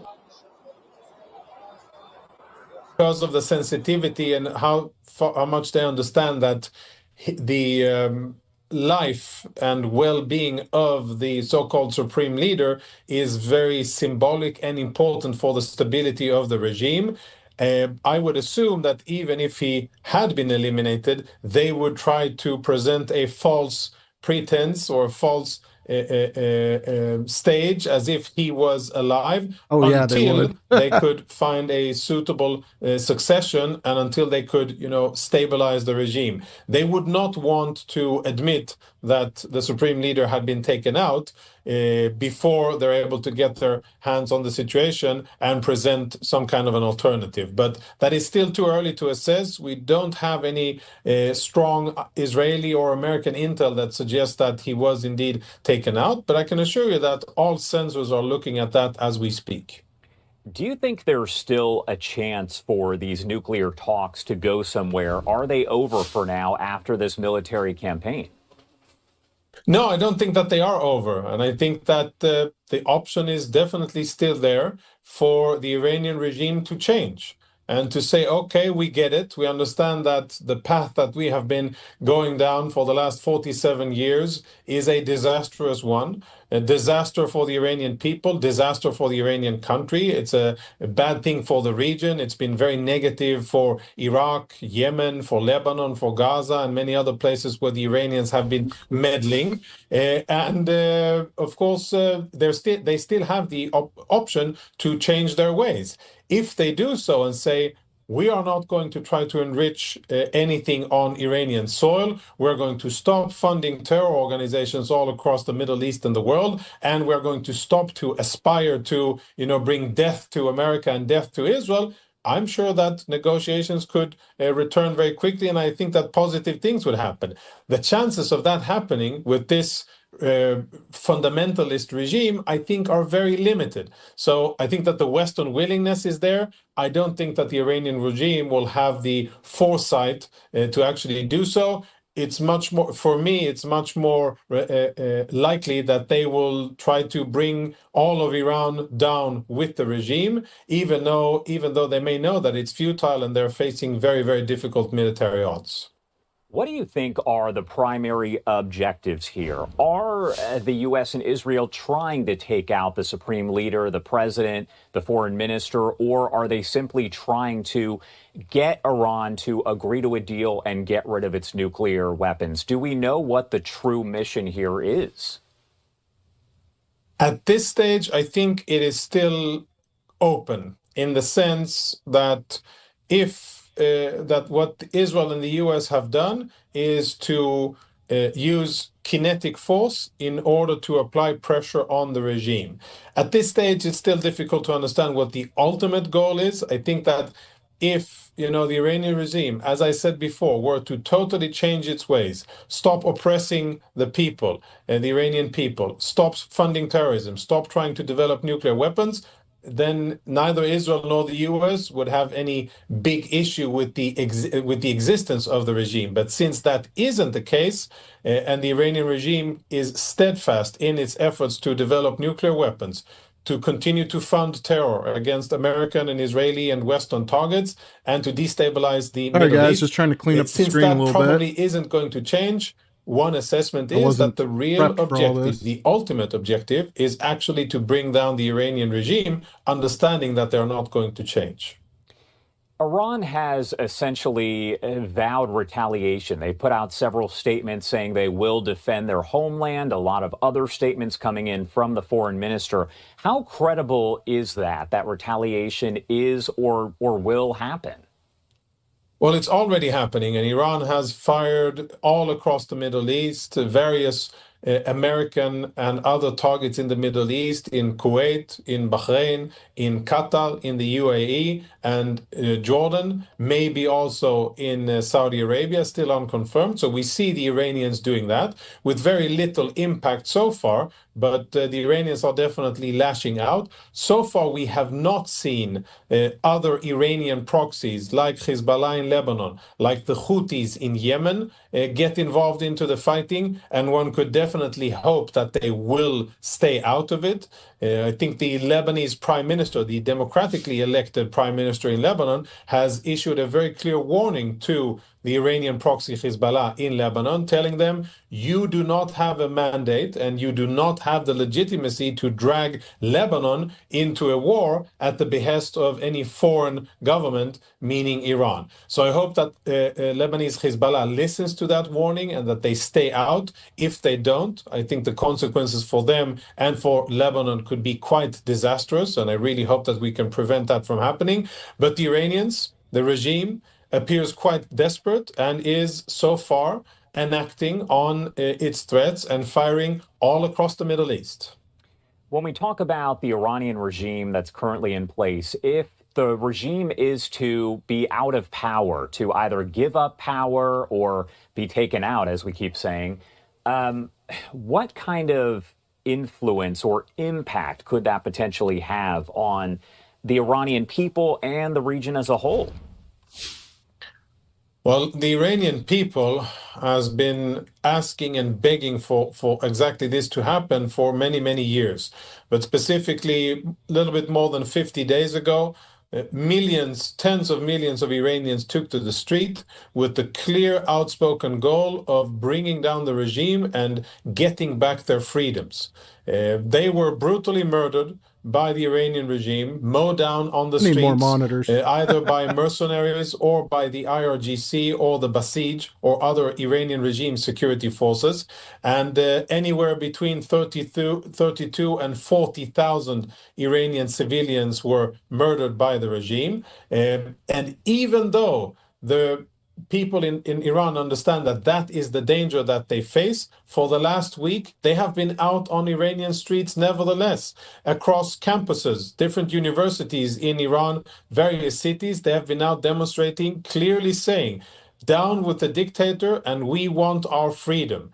And finally, the Iranian people is getting the kind of outside help that they wanted, that so many previous American administrations failed to deliver on, talking about how evil the Iranian regime is, how oppressive and horrible and terror supporting and warmongering it is. That has been, a popular talking point for many years, but very little action has been taken up until now by US President Trump, who actually has said help is on the way, and now that is exactly what the Iranian people has received. What can happen is a lot of positive things. I think we should be honest and understand that the first stage will probably be tumultuous and messy, and we'll see perhaps violence on the streets, perhaps there will be clashes, perhaps there will be casualties, at the end of which hopefully the Iranian people will be able to overthrow that oppressive regime and then chart their way forward in a way that they decide without the oppression of this fundamentalist regime.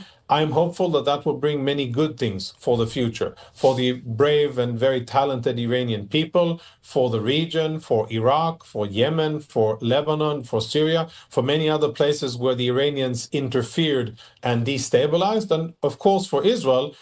All of our enemies are supported directly by the Islamic Republic. So for Israel, it would be a significant game changer that our main enemy will be weakened.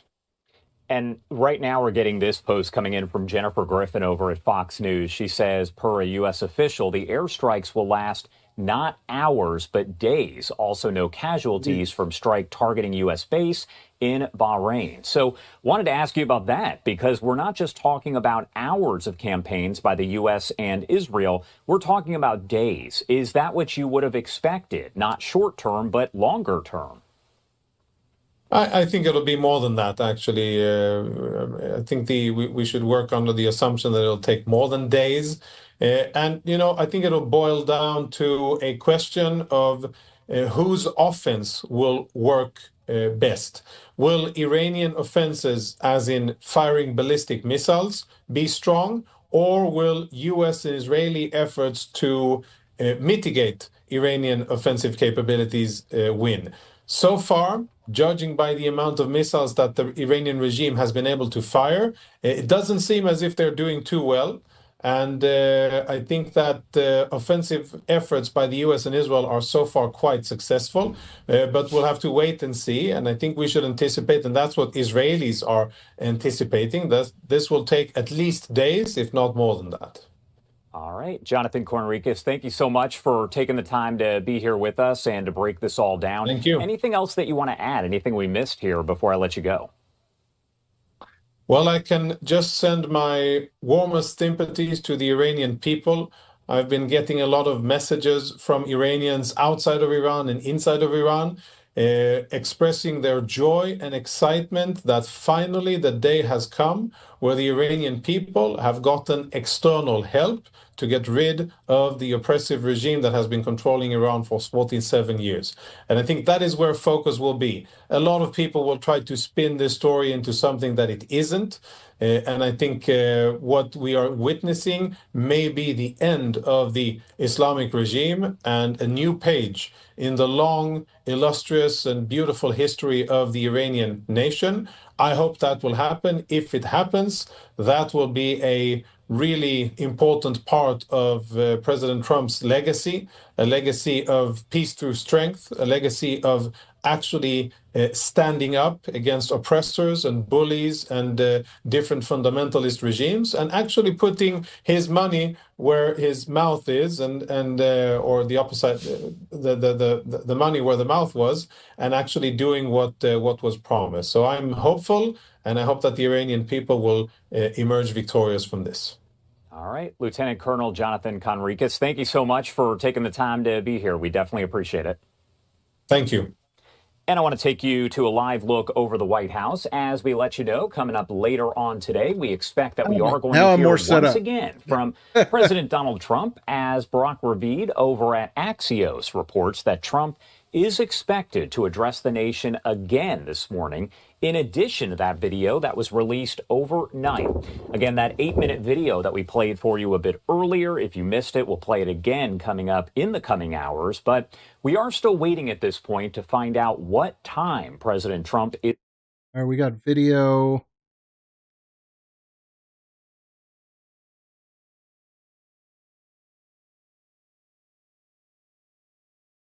Video of that military base getting hit. This is a Iranian military base.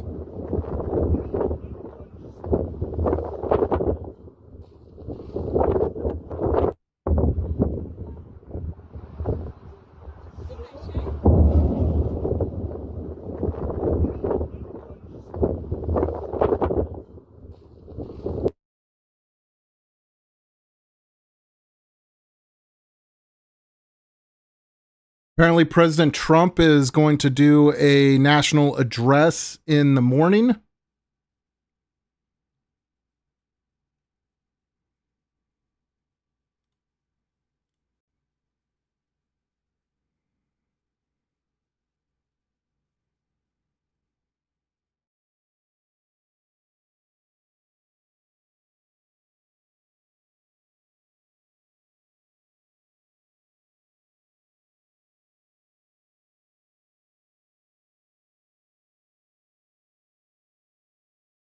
Uh-oh.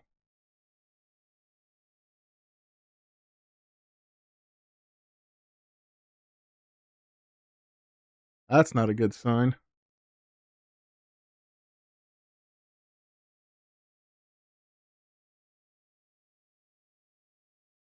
The Haifa port camera just went out.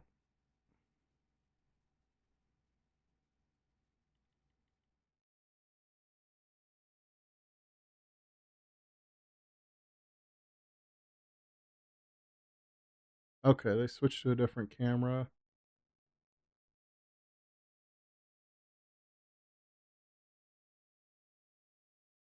Looks like it's okay. Marco Rubio also provide a news conference a bit later on today. Again, not clear yet who's going to be involved other than President Donald Trump. Now, if you are just joining us as well, I want to go over some of the basics of so far. We are at 5:57 on the East Coast and 2:57 on the West Coast. We have been here with you all throughout the morning on Live Now, bringing you these some new live, videos that have updates, dropped as in. we always do.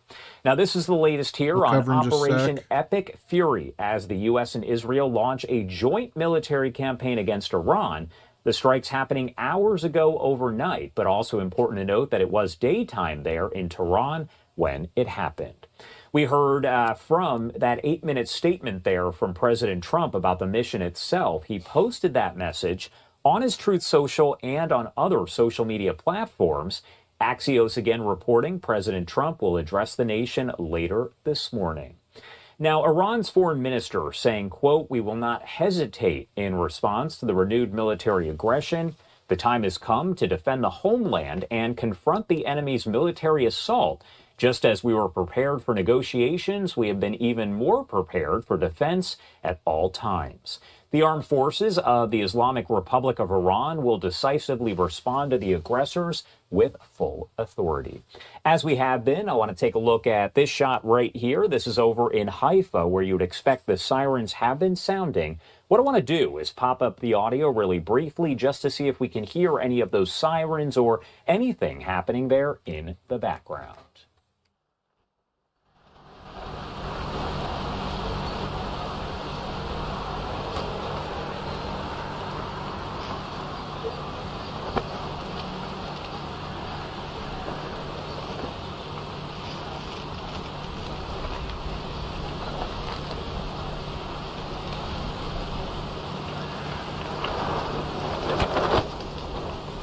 All right, so you are just kind of hearing the background noise there as we take a live look over Haifa. We have a lot of live images that are coming in from Israel as those sirens sound. Now, the IDF putting out several statements saying Operation Roaring Lion. So again, we're calling it two different things. You do have the U.S. calling it Operation Epic Fury and Israel calling it Operation Roaring Lion. But they go on to say the IDF, which is the Israel Defense Forces.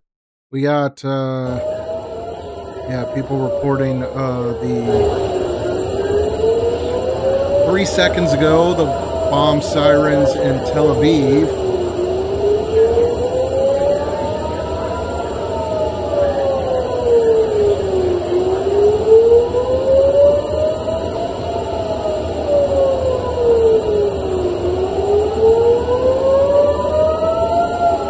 Bombs expected to arrive within minutes. We'll see.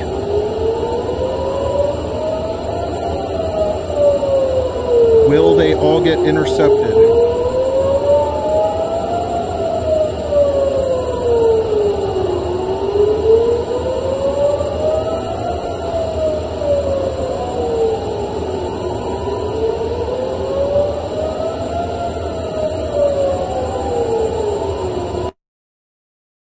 And noble people of Iran, Iranian compatriots, our sacred and beloved homeland, proud and civilization, making Iran has once again been subjected to criminal military aggression by the United States and the Zionist regime.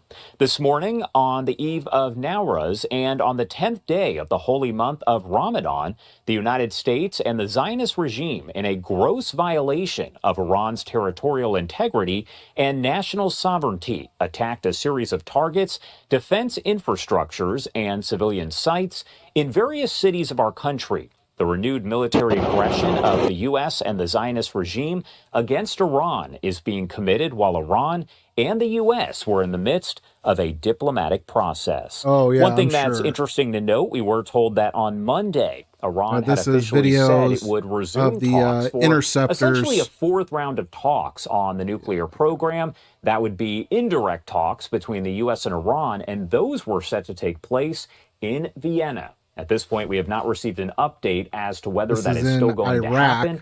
Now, we also know that we were expecting U.S. Secretary of State Marco Rubio was going to head over to Israel in the coming days.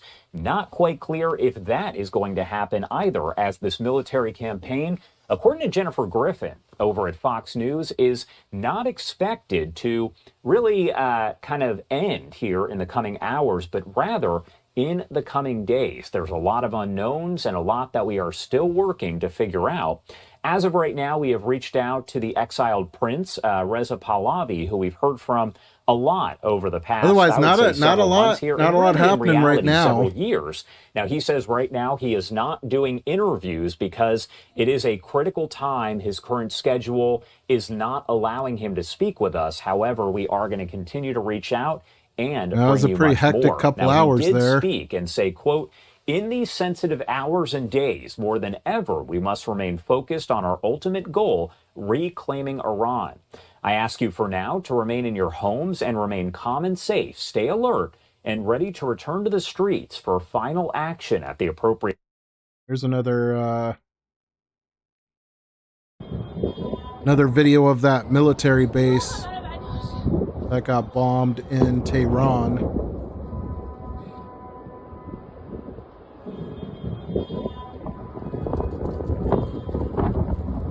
can see it in the distance there.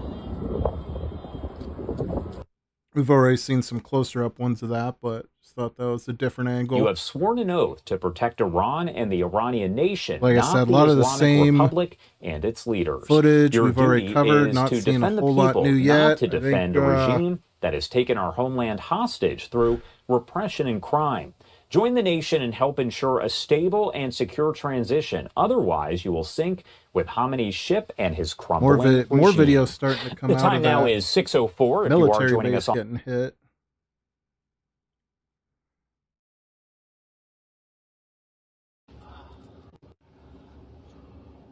Audio? No, not really.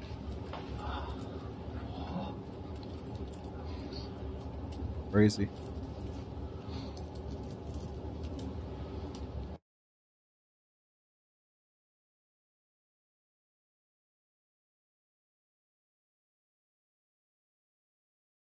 began major combat operations in Iran. Our objective is to defend the American people by eliminating imminent threats from the Iranian regime, a vicious group of very hard, terrible people. Its menacing activities directly endanger the United States, our troops, our bases overseas, and our allies throughout the world. For 47 years, the Iranian regime has chanted death to America and waged an unending campaign of bloodshed and mass murder, targeting the United States, our troops, and the innocent people in many, many countries. Among the regime's very first acts was to back a violent takeover of the U.S. Embassy in Tehran, holding dozens of American hostages for 444 days. In 1983, Iran's proxies carried out the Marine barracks bombing in Beirut that killed 241 American military personnel. In 2000, they knew and were probably involved with the attack on the USS Cole. Many died. Iranian forces killed and maimed hundreds of American service members in Iraq. The regime's proxies have continued to launch countless attacks against American forces stationed in the Middle East in recent years, as well as U.S. naval and commercial vessels and international shipping lanes. It's been mass terror, and we're not going to put up with it any longer. From Lebanon to Yemen and Syria to Iraq, the regime has armed, trained, and funded terrorist militias that have weird that these are randomly going black with blood and guts. And it was Iran's proxy, Hamas, that launched the monstrous October 7th attacks on Israel, slaughtering more than 1,000 innocent people, including 46 Americans, while taking 12 of our citizens hostage. It was brutal, something like the world has never seen before. Iran is the world's #1 state sponsor of terror and just recently killed tens of thousands of its own citizens on the street as they protested. It has always been the policy of the United States, in particular, my administration, that this terrorist regime can never have a nuclear weapon. I'll say it again. They can never have a nuclear weapon. That is why in Operation Midnight Hammer last June, we obliterated the regime's nuclear program at Fordow, Natanz, and Isfahan. After that attack, we warned them never to resume their malicious pursuit of nuclear weapons, and we sought repeatedly to make a deal. We tried. They wanted to do it. They didn't want to do it. Again, they wanted to do it. They didn't want to do it. They didn't know what was happening. They just wanted to practice evil. But Iran refused, just as it has for decades and decades. They've rejected every opportunity to renounce their nuclear ambitions, and we can't take it anymore. Instead, they attempted to rebuild their nuclear program and to continue developing long-range missiles that can now threaten our very good friends and allies in Europe, our troops stationed overseas, and could soon reach the American That camera's homeland. probably got more viewers on it than Just it ever has. Just imagine how emboldened this regime would be if they ever had and actually were armed with nuclear weapons as a means to deliver their message. For these reasons, the United States military is undertaking a massive and ongoing operation to prevent this very wicked, radical dictatorship from threatening America and our core national security interests. We are going to destroy their missiles and raise their missile industry to the ground. It will be totally, again, obliterated. We're going to annihilate their Navy. We're going to ensure that the region's terrorist proxies can no longer destabilize the region or the world and attack our forces and no longer use their IEDs or roadside bombs, as they are sometimes called, streamers in the sky so there. gravely wound and kill thousands and thousands of people, including many Americans. And we will ensure that Iran does not obtain a nuclear weapon. It's a very simple message.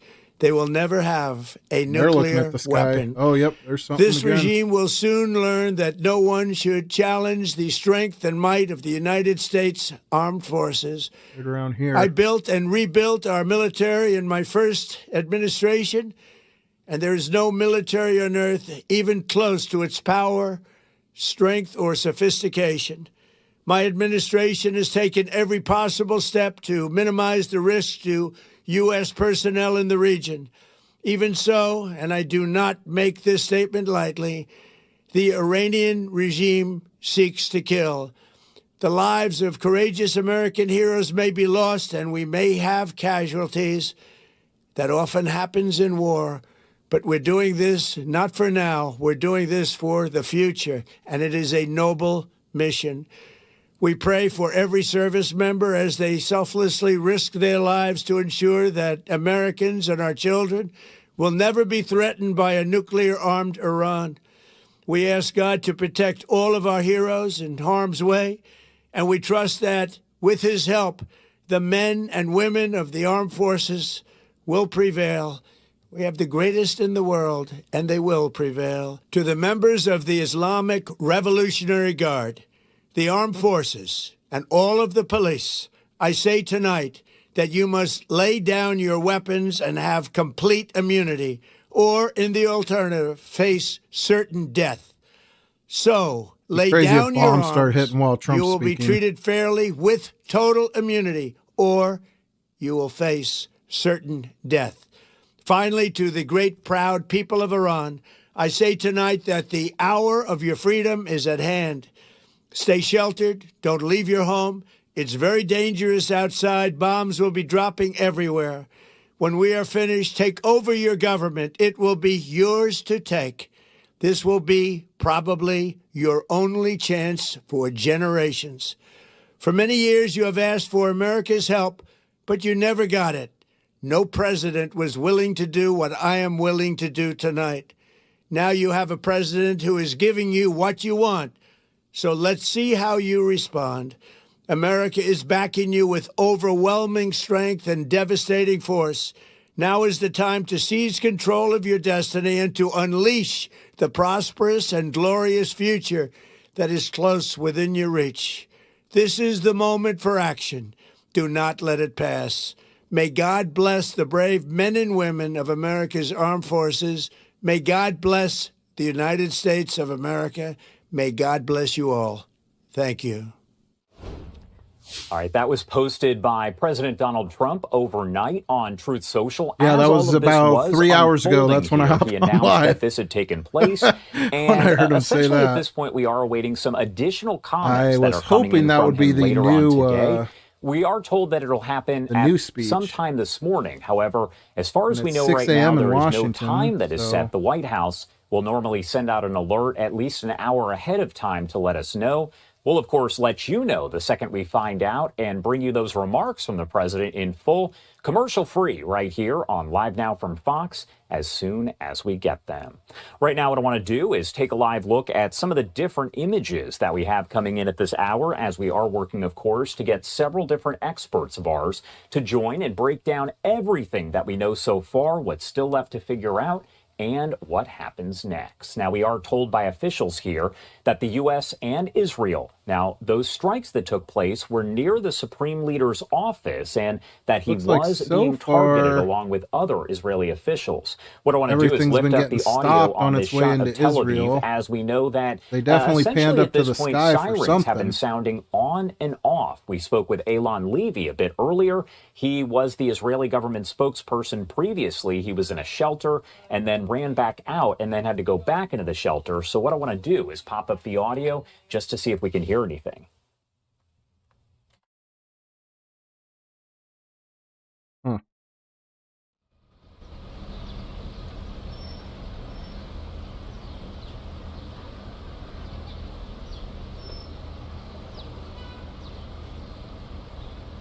There was 2 hours of like nonstop new stuff happening, so it feels weird to be sitting here waiting. This is Fred Warning. The coordinate shelter is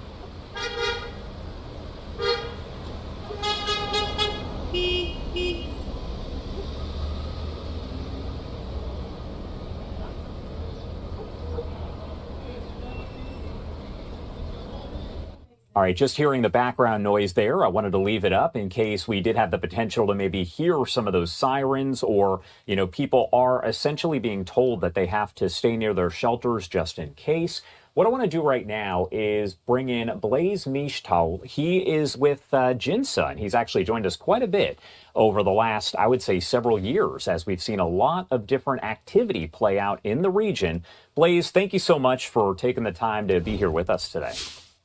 Good morning. Thanks for having me. Good morning. Well, one question that I've been asking a lot of our guests throughout the morning here is, we know that there weren't really any leaks as far as when this operation would take place. We later find out that it's a joint operation between the U.S. and Israel. Any surprise? What's going through your mind as you find out that this had happened, and then you hear the words of both Israeli Prime Minister Benjamin Netanyahu and President Trump there in the U.S.? Well, I think there's certainly a bit of surprise. As you said, there wasn't a lot of certainty about when this would happen, so that it's happening now. It was certainly a surprise. It feels like there's been a buildup. It was coming, guys, but we didn't know exactly when. Just nothing. I think the other surprise is really that this is a joint right U.S.-Israeli operation. As you said, I think we'd seen recent days a bit of jockeying or discussion between Israel and the United States about how exactly this operation would take shape, who would launch it, whether it would be the U.S. starting it, whether Israel should take the lead, or as we're now seeing, a joint operation. So I think that is perhaps maybe not surprising. It seemed like that would always be the best possible way to do this, but we hadn't really known if that was going to be the case. So to see it, in fact, these two partners, these two most capable militaries in the region, if not the world, undertaking this operation against a common foe, I think really only ups the chances of success here. And as far as the mission itself, what do we know about really what that mission is? Is it to take out the supreme leader, Ali Khamenei? Is it just to kind of scare Iran into making a deal or trying to get the supreme leader to step down? Do we have an accurate picture of what that is just yet? I think President Trump's video and his statement that he posted on social media overnight gives us a pretty good indication. We had leaks and suggestions in the media that perhaps the United States was going to do just limited strikes in order to try to get Iran to come to the negotiating table and agree to a deal, which has been dragging its feet on. It does not seem like that is what is happening. It does seem that the United States and Israel have mounted a campaign that really has two goals. One is to deprive Iran of its tools of violence, of the means that it uses to shed blood across the region and at home. So we've seen targeting of its nuclear infrastructure, its rocket and missile infrastructure, its navy, and its military.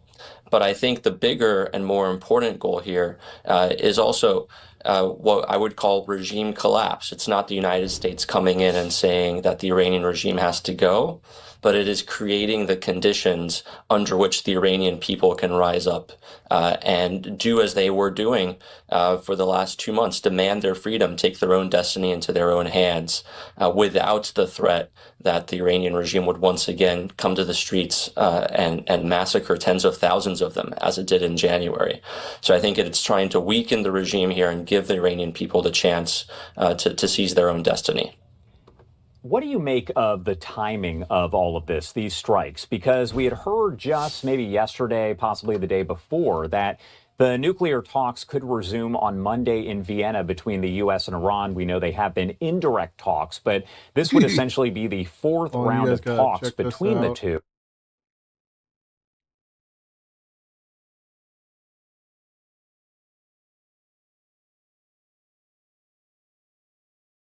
A missile interceptor landed on these people's house or in their yard or whatever. What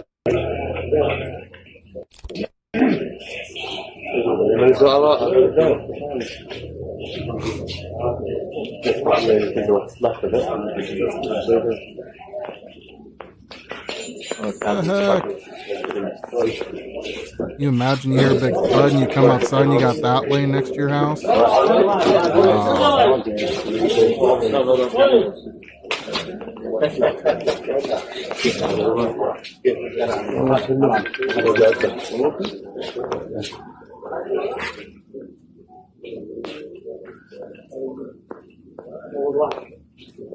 الحمد لله جد عليك الحمد لله جد عليك الله يجزاك ايش قصدي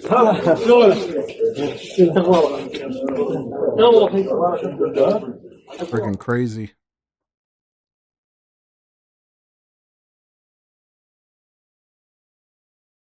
As you can see the smoke kind of rising there from the buildings as the military strikes began and took place. We also know they are expected to last not just hours, but days there. So what are the risks of potential escalation in the region?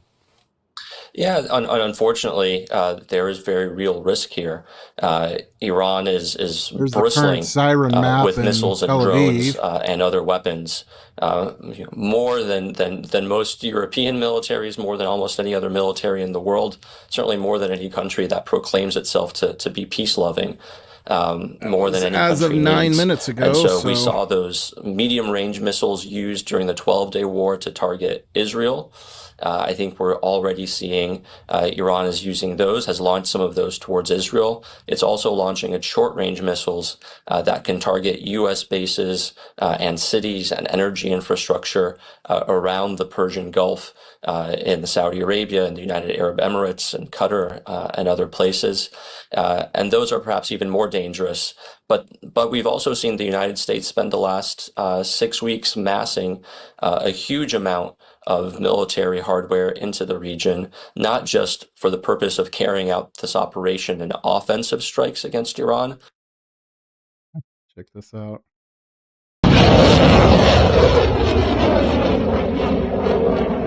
الله أكبر كفو كفو كفو Kaboom!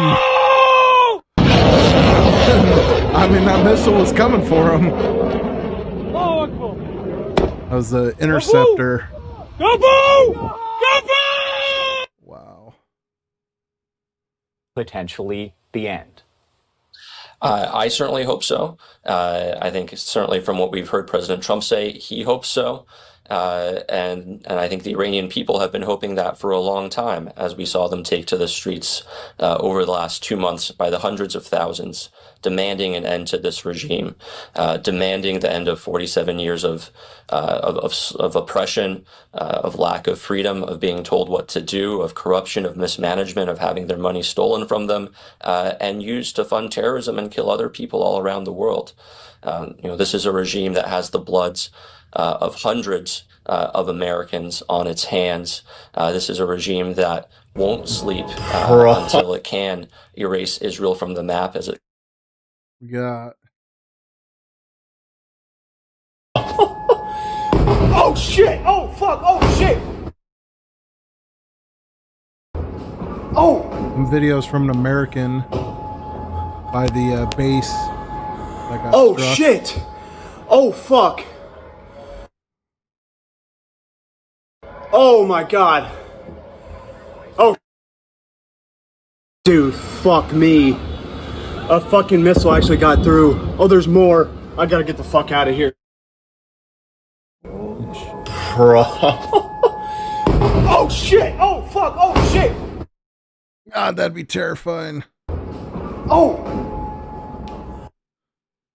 that information out of Iran, in part because Iran instituted an internet blackout, at least at the height of its repression of the protests.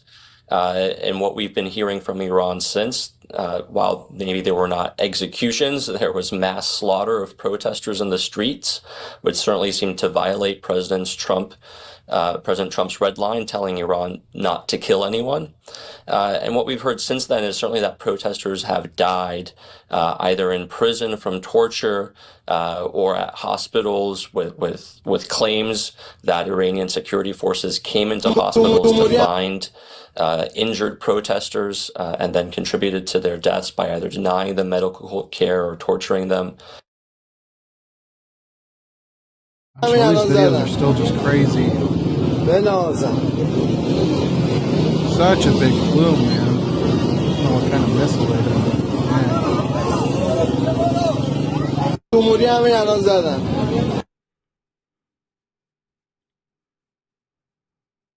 Maybe in the middle of the night when Israel, it's dark out, people are in their homes sleeping. But this appears to have all taken place during the daytime, at least the hours when the sun was out. Is that sending a message of any kind? Is there anything to read into that? It might just be also a matter of intelligence. It might have been that there was a particular target that the United States and Israel wanted to make sure that they hit at the beginning of the campaign. When we saw in the 12-day war, Israel started that war with a series of strikes targeting Iranian military leadership. So maybe there was a particular person or a particular set. What the BBC's saying. The Iranian missile strikes are continuing, and Qatar, as well as the other Arab countries in the region, are vigilant with their interceptors, firing the missiles as they come in. Again, we're going to have to wait and see throughout the day what sort of damage has been created and whether there are further casualties. But at the moment, the Qataris and others are taking defensive action. Okay, Barbara, thank you very much indeed. Let's cross live now to David Willis, who is in Washington. And David, what's the reaction been so far from the US? Well, as you can see behind me, Mariam, the sun has yet to rise here in Washington, D.C., but Americans are waking up to the news of those strikes on Iran and to Operation you were on the East Coast. You were definitely asleep when this got announced. Carried out at the command of a president who basically had campaigned on a pledge to get America out of so-called forever wars. Indeed, this president was critical of one of his Republican presidential predecessors, George W. Bush, for his involvement in the quagmire that became the Iraq conflict. Well, now he has launched a massive and ongoing operation, as he put it, in the early hours of this morning. It only lasts weeks and not he has done so years, without decades. any word of approval from Congress, without running this by Congress. And we've already heard from Republican Congressman Thomas Massey. He is a critic of Donald Trump's, it's fair to say, but he characterized this on social media as acts of war unauthorized by Congress. There are others. The Republican Senator Lindsey Graham, a close ally of Donald Trump, who have praised the action of the last few hours, saying that it will make America safer in the long run. But there are a lot of Republicans who will not want to see the United States get drawn into a prolonged conflict in the Middle East, Mariam. David, thank you very much indeed for that. Yeah, I don't think anybody wants to see us drawn into a long who conflict. have been updating us from around the world. We will bring everyone back shortly for more. But now let's cross live and speak to Sebastian Usher, who joins us now. Sebastian, talk me through, first of all, the implications of what has happened today. I know it's difficult because the implications could potentially be huge and it's difficult to predict. But we're hearing now in the last few minutes that blasts have been heard in Riyadh, Doha, Abu Dhabi, across the region. This is going to have serious repercussions, isn't it? Plane flying over.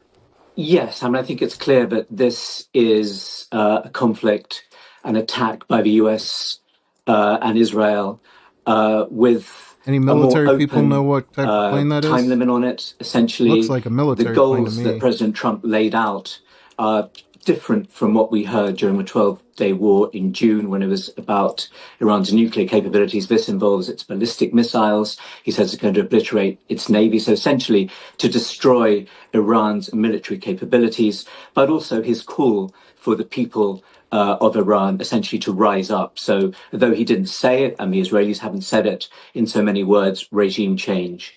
The response we've seen from Iran is therefore to be seen in that context. What we didn't see, again, last June was any concerted if you guys are just joining, to attack these US other and Israel regional countries. I mean, these essentially Iran at the moment seem to be attacks trying to multiple target locations, US Khomeini's military house, bases in the region, Congress, but that brings bunch of those Gulf countries far more directly into the retaliation arena so far of has been conflict minimal. Here, so we have to wait and see how they will One respond missile beyond got this. through We have to a wait and see, base, as a we've been U.S. hearing, Navy whether base in Iran is actually Bahrain. able to inflict So far, any not serious damage hearing about on any casualties, US probably military because Trump capabilities, and whether it will had widen already those evacuated attacks. those. We'll also have to see if Iran's proxies in the We region, got which the have all live been stream weakened above Tel substantially Aviv over the past year and a half, in Hezbollah in the Lebanon, the Houthis in Yemen, the background. I don't know proxies why they're in focusing on this Iraq, plane so much, etc., whether they will intervene in a way that they didn't back in June. That's very much part of Iran's plan. This is an existential battle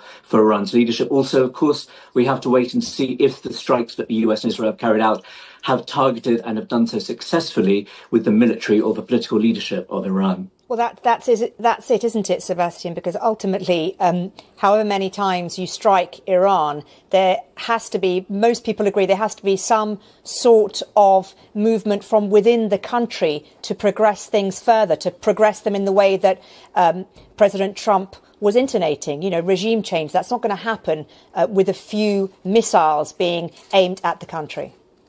I don't think that, obviously we've seen the very start of this campaign. I think this looks like it's going to be that can be done. A substantial campaign. You over blow up the leader, many days, and like weeks. His that next was, 4 again, a similar lines of government underneath him. It's going to be regime change. June, that finished after 12 days.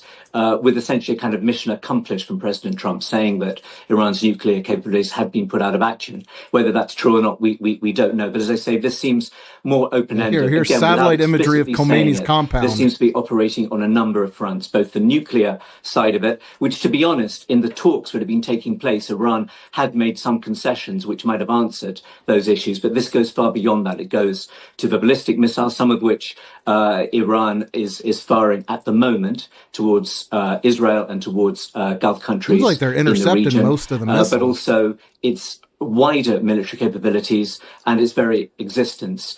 Again, President Trump called on the Iranian people to rise up, but told them for now to stay in place, not to risk their lives. There'll be a hope, I'm sure, in Washington that there will be a start of defections within the regime, within its huge apparatus. That at the moment, there's no sign of that. I think it will be some time before we ever get a sense of that.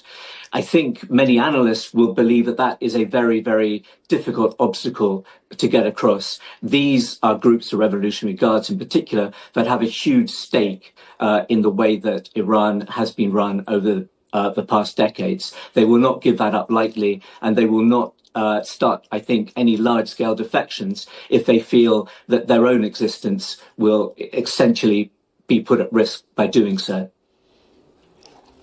Okay, Sebastian, thank you very much indeed. And we are going to just leave Sebastian there momentarily. We're showing you live shots from various parts of the Middle East. I want to bring you a line that has come into us in the last few minutes from the UK. The meeting of the UK's government's emergency COBRA meeting has now concluded. That's a COBRA meeting which we said would happen. I seek God's protection for all under President Trump's command, as well as the likelihood of normalization between Saudi Arabia and Israel getting back on track is Lindsey Graham. Booms blasts heard in places like Riyadh, in Doha, in Abu Dhabi. Trump's supposed to give another press conference. Kuwait, he did one that there at has midnight. Been significant damage to a runway at the Kuwait base, he's supposed to give which another is hosting one this Italian morning. troops. So significant damage to a runway at a Kuwait base hosting Italian troops. And just to give you a line from Italy's Prime Minister, Giorgia Meloni, she has in the last hour or so expressed through her office solidarity with Iran's civilian population, saying it continues to demand respect for civil and political rights. The office adds that Giorgia Meloni will consult allies and regional leaders to support efforts to ease tensions. That's the latest line from there. Well, let's cross live now to Cairo and speak to Dr. H.A. Hellier, a senior fellow in geopolitics, international security and Middle East studies at the Royal United Services Institute. Thank you so much for joining us. And if I can ask you, first of all, for your reaction to what we've seen today. We pretty much expected this to happen at some point. Did you expect it to happen now? And did you expect it to happen in this way? Thank you very much for having me on the program. The Omani foreign minister went onto American television yesterday precisely to point out that negotiations had gotten to a place where it was possible to see a deal that would work when it came to nuclear enrichment, uranium enrichment, a nuclear weapon. So this is clearly not about that. I think that the American president made it very clear in his video on Truth Social some hours ago. The military began major combat operations in Iran. This is the speech from last night for any of you guys that missed it. To defend the American people by eliminating imminent threats from the Iranian regime, a vicious group of very hard, terrible people. Its menacing activities directly endanger the United States, our troops, our bases overseas, and our allies throughout the world. For 47 years, the Iranian regime has chanted death to America and waged an unending campaign of bloodshed and mass murder, targeting the United States, our troops, and the innocent people in many, many countries. Among the regime's very first acts was to back a violent takeover of the U.S. Embassy in Tehran, holding dozens of American hostages for 444 days. In 1983, Iran's proxies carried out the Marine barracks bombing in Beirut that killed 241 American military personnel. In 2000, they knew and were probably involved with the attack on the USS Cole. Many died. Iranian forces killed and maimed hundreds of American service members in Iraq. The regime's proxies have continued to launch countless attacks against American forces stationed in the Middle East in recent years, as well as U.S. naval and commercial vessels in international shipping lanes. It's been mass terror, and we're not going to put up with it any longer. From Lebanon to Yemen and Syria to Iraq, the regime has armed, trained, and funded terrorist militias that have soaked the earth with blood and guts. And it was Iran's proxy, Hamas, that launched the monstrous October 7th attacks on Israel, slaughtering more than 1,000 innocent people, including 46 Americans, while taking 12 of our citizens hostage. It was brutal, something like the world has never seen before. Iran is the world's #1 state sponsor of terror and just recently killed tens of thousands of its own citizens on the street as they protested. It has always been the policy of the United States, in particular, my administration, that this terrorist regime can never have a nuclear weapon. I'll say it again. They can never have a nuclear weapon. That is why in Operation Midnight Hammer last June, we obliterated the regime's nuclear program at Fordow, Natanz, and Isfahan. After that attack, we warned them never to resume their malicious pursuit of nuclear weapons, and we sought repeatedly to make a deal. We tried. They wanted to do it. They didn't want to do it. Again, they wanted to do it. They didn't want to do it. They didn't know what was happening. They just wanted to practice evil.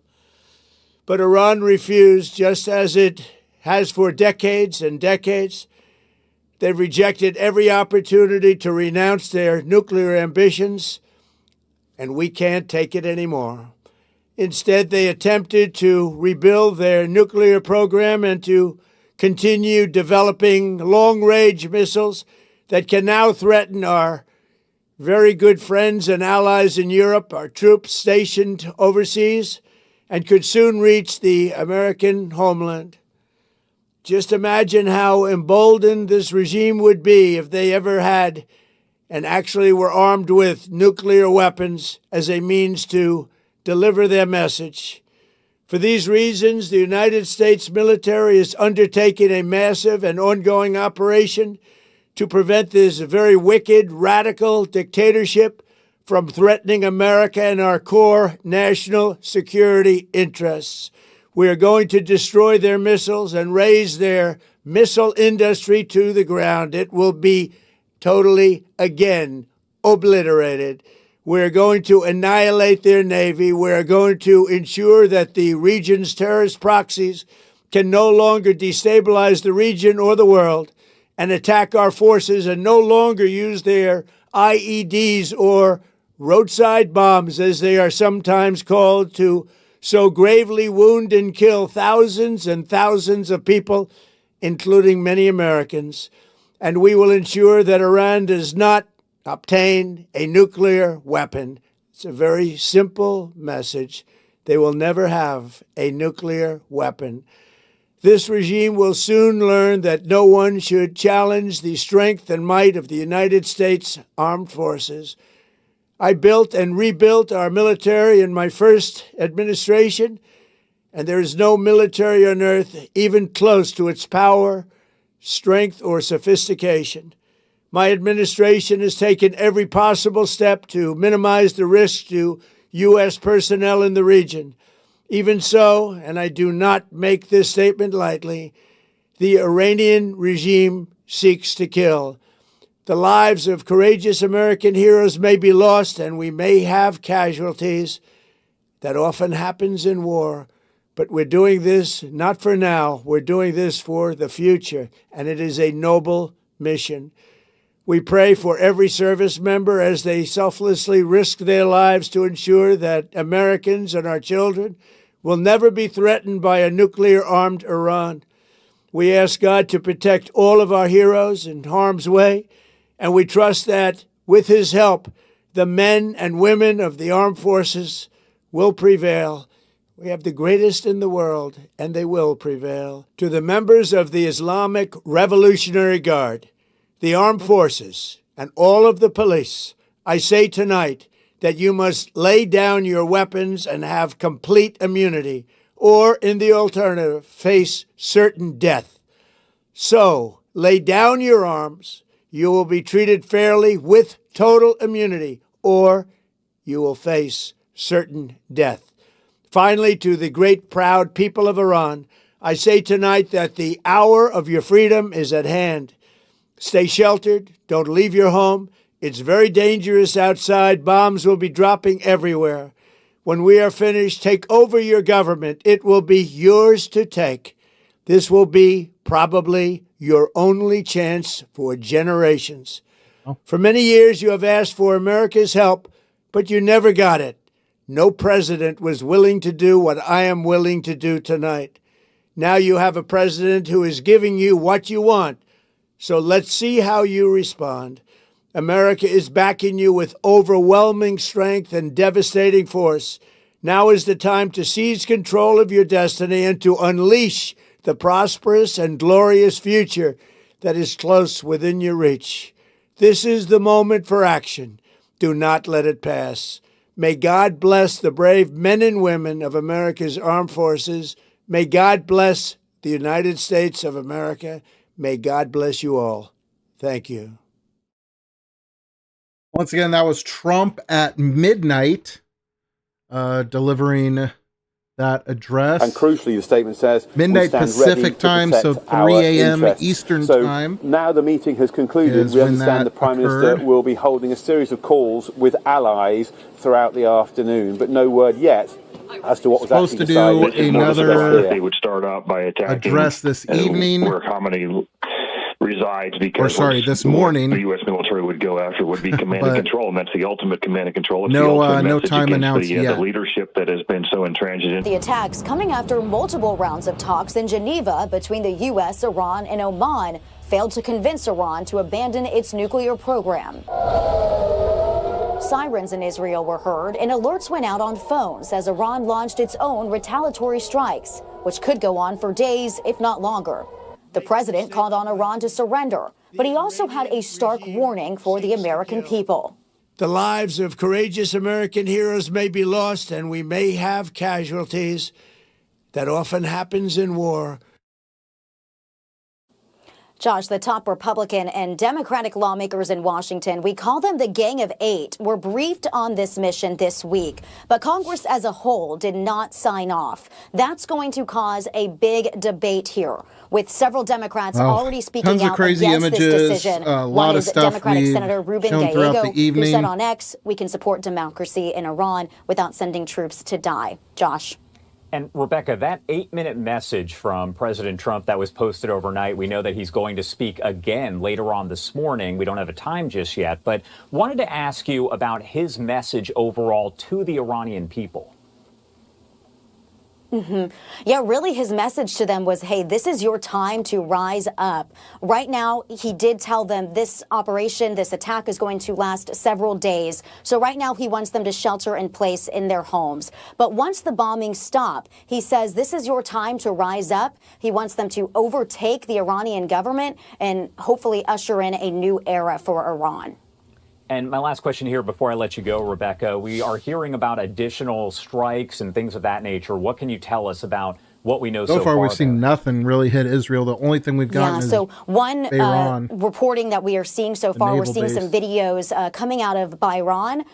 State media there is reporting that a service center used by the U.S. Navy's 5th Fleet was targeted by a missile attack. So it is likely very few, if any, service members were there at this time. They were likely preparing that they could possibly be targeted, but we will try to get more information on if there are any reports of casualties.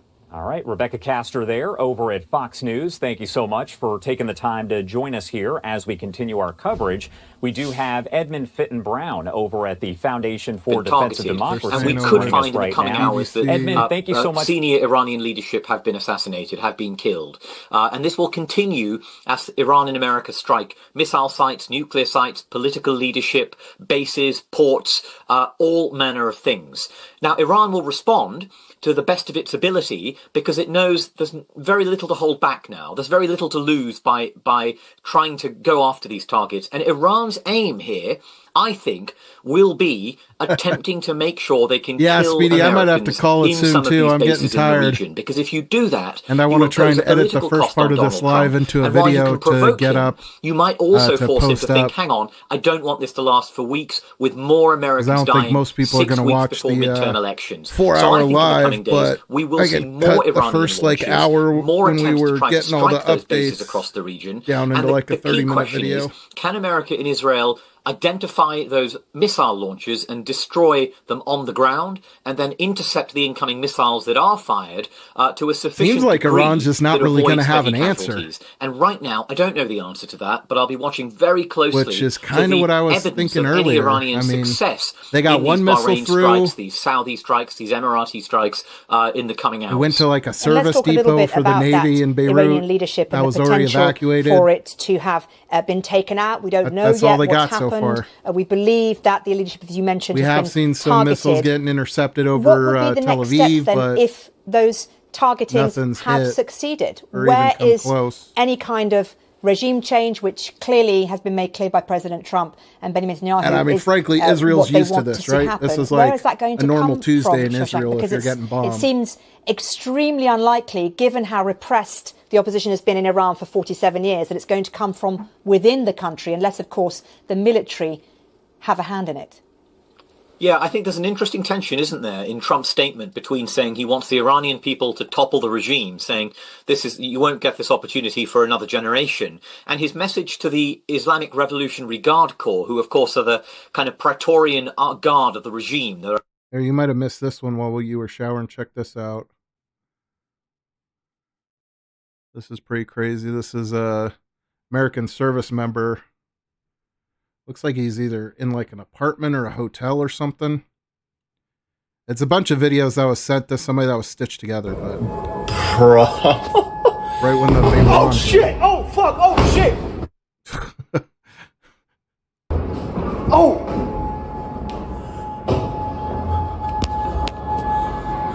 Oh shit! Oh fuck! Exactly how I'd be acting too. Oh my god! Oh! I gotta get the fuck out of here. Dude, fuck me! A fucking missile actually got through. Oh, there's more. I gotta get the fuck out of here. Bro. Like, oh shit! It's all cool until the explosion happens. Oh! Yeah, he was probably just trying to videotape like the interceptors, because I've seen a ton of videos of people, like Americans that are in military bases and everything else, videoing the missiles getting caught by the interceptors. So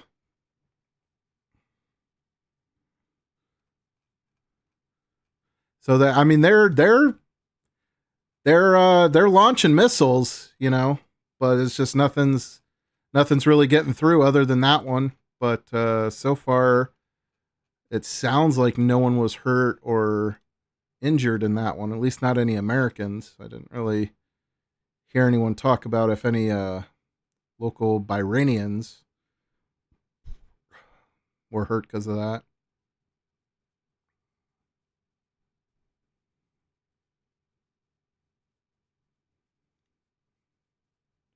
Wait, what the?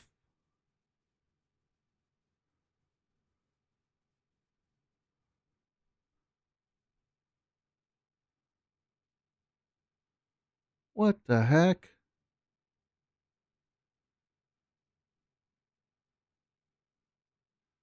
I don't know. This might be AI.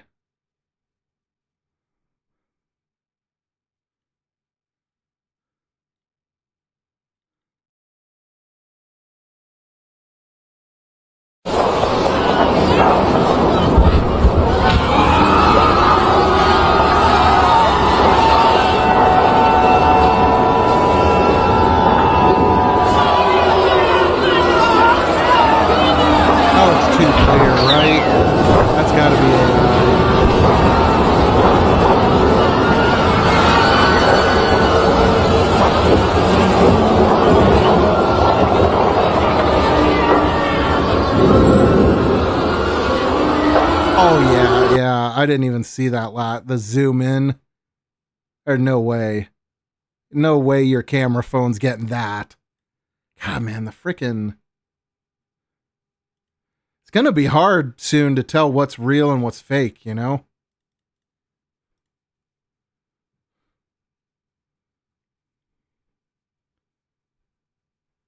The problem is we basically are giving permission to their citizens to overthrow them. So there's really no middle ground or treaty to just settle. It's all or nothing for the Iranian government. Yeah. I mean, is what it is, right? It sounds like we're just going to wipe out the political and military and law enforcement leadership and then be like, deuces. But apparently, you know, Prince of Persia's cool with it. As he has done before, and said that they should seize the moment and take their destiny into their own hands. Now, no, that one's definitely AI. There's no way you're zooming in your Iran within the last camera week phone. Or so, affecting especially not the kind of camera phones they got in the Middle East. Been, isolated incidents where you had people who had been killed 40 days earlier. If I see that later on Fox News, I'm going to be like, are you kidding me? That was real? Islam. But I sincerely doubt it. You had isolated unrest and demonstrations about flights to Dubai are canceled in January. So shocker. I think that President Trump is backing the Iranian people to seize this moment. And indeed, it is true that the Iranian people themselves... It is a little suspicious that this is happening as like the to come to their assistance. So if the Epstein, US has successfully suppressed the depositions organs are of repression like, in Iran, if it has taken Clinton's out just testified yesterday. Did they have anything lined up for today? Siege installations, various like I was actually going to make a video installations. It is possible that we will see last night or this morning about the Clintons testifying it's on not impossible the that we Epstein could see thing, regime change, but that outcome is a long way off, and it's not clear. This started and happening. This is actually coming in. My last question for you will kind of revolve around this. This is from the New York Times, and they have an image there on the left-hand side of your screen. They say we obtained the first known satellite image of Ayatollah Ali Khamenei's compound in Tehran there are several destroyed buildings. While the current whereabouts of Iran's supreme leader are unknown, the compound is generally used as his official residence. What do you think as you look at that image there, destroyed? Yes, I mean, at the very least, it's a big statement by the US to say, you know, we're coming for you and you're not safe, and you know, and a statement of intent, you know, against the regime specifically, rather than against the nuclear facilities. So it's a significant thing to have done.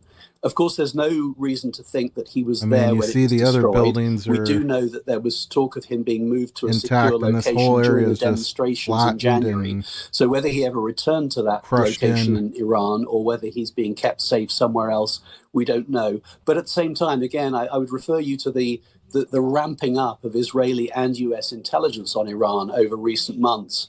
There will have been very, very high quality. Yeah, it's, they're supposed to release like video from the testimony, but apparently like Hillary lost it. Like the exact words from one of the senators was her screaming, that she was screaming at one point. So, and she dipped, she didn't finish it. I know she left at one point. It was after that photo got leaked to Benny Johnson. Her team pulled her and said, "Oh, there's no integrity inside of here," or whatever, which the whole thing's being videotaped, and the videotape is supposed to be released to the public. Obviously, they can't do it live because they're going to be talking about victims and other stuff, and so they have to record it, redact it, and then release it. So I don't know why she's tripping. I think it was just an excuse to get out of there. Just like she was doing the press conference after, and as soon as somebody asked about Giselle being at Chelsea's wedding, all of a sudden she decided she wanted to leave the press conference. Of course, she says, "Oh, she was brought by somebody," except there's news articles about Chelsea's wedding before it happening, talking about how since so many people want to go, they aren't even allowing like plus ones. Chelsea has to personally invite every single person. You know, that's what all the news reporters were saying years ago before Chelsea's wedding. But now Hillary saying apparently Ghislaine, did I say Giselle earlier? Ghislaine was just brought by somebody as a plus one. Yeah, I'm sure the Secret Service and all the other security forces that were there for everyone else, like, I don't know, that sounds pretty friggin' corrupt, man. From this morning, he will hold a briefing, so to speak. He's going to speak a bit longer, and that will be live. We have not received a time on that just yet, but when we do, we'll, of course, let you know here right away. And no, the thing that keeps pissing me off about the Epstein files, though, is that you have all these people that claim to care about children and claim to care about victims of abuse, and yet all they want to say is like pedo president and release the files, Trump, and blah blah blah. It's like, dude, the dude's been calling for this for the last 20 years. Like, you can pull a footage from him from 2014 talking about Epstein being a problem for Clinton and Gates and these other people. And all the time, no one from the left acknowledged it. The ones that did acknowledge it basically just joked about it being some crazy conspiracy theory. And then the files come out, and I mean, I've read through thousands of them personally. And I mean, it seems very obvious to me who Jeffrey Epstein was and the side of politics and the side of the world that he viewed things. Like, he was a globalist, leftist, what a lot of people would call like a woke Jew, you know? So it just kind of drives me nuts that it's like, it's so scummy. Like, it's a whole nother level of scummy. Like, it's one thing if, like, you voted for Clinton and you voted for Obama and you've, made yourself believe that those were still good choices and you just don't want to hear about, whatever horrible stuff they did, and you just want to dismiss it as, they were probably doing something for the betterment of the country or whatever.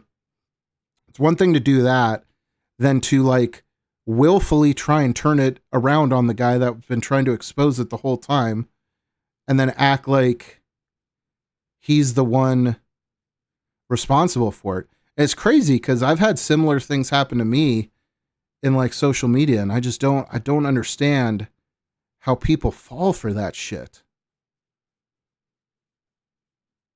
But who knows? Maybe most of the internet is just botted nowadays anyway, and nobody is really falling for it.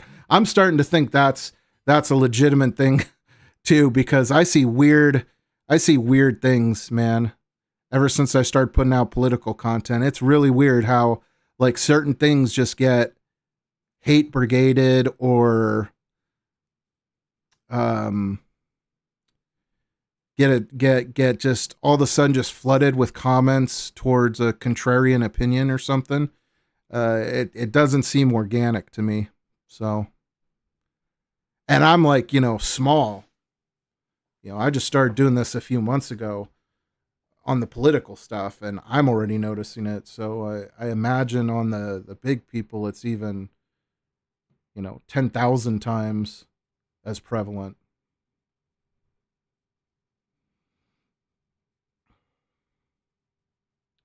Operation that took place. Of course, this is the U.S. and Israel as they perform those strikes. Anyway, guys, on Iran. it's Again, been just about an hour. hour. Right now, I want to bring in Stav Cohen. He Since is a any lawyer real big and a updates reservist or anything with the has Israel happened. Defense Forces, joining us live. So I Stav, think thank you I'm so gonna much call for it. taking the time to be here with us this Try and morning. get some sleep. Thank you for having me, sir. All right, so first off, I want to start by talking about hopefully the situation president that we're doesn't go seeing live kind of in the next play like 10 out minutes and in Israel and as a miss result that. of this. Because, but, of course, the U.S. I much think he'll further probably away wait from Iran. more till We've like the already West seen some Coast is awake too. retaliation Give a that Iran speech has at maybe attempted like to produce there 10 or in 11 Israel. on the Explain East Coast. to me what we know so far might about still that. Be a while before he comes Well, out and sir, says anything I again. woke up this morning. So I think I'm gonna call it a night.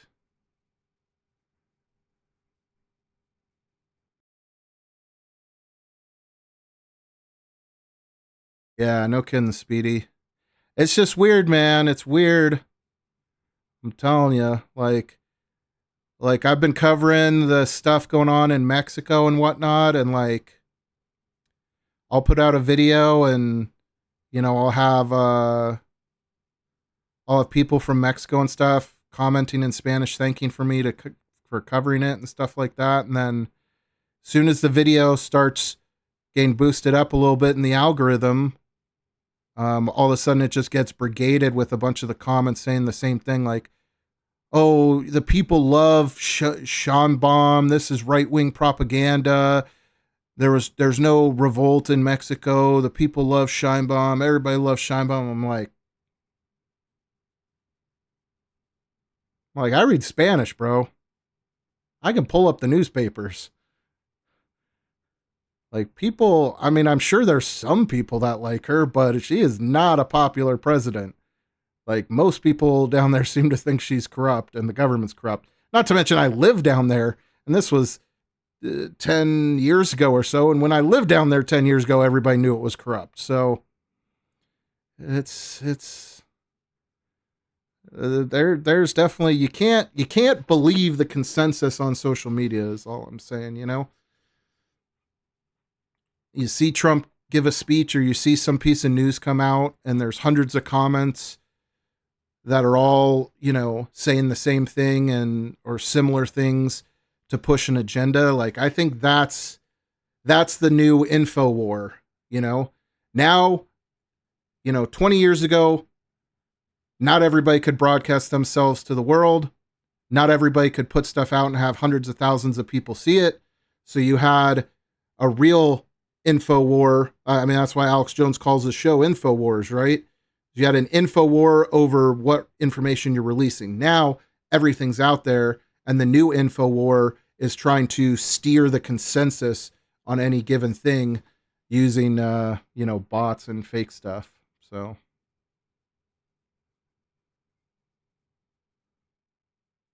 Yeah. Yeah, and that's the hard thing, Speedy. I don't know. Bigger problems than someone like me can solve. I'm very knowledgeable in a lot of things.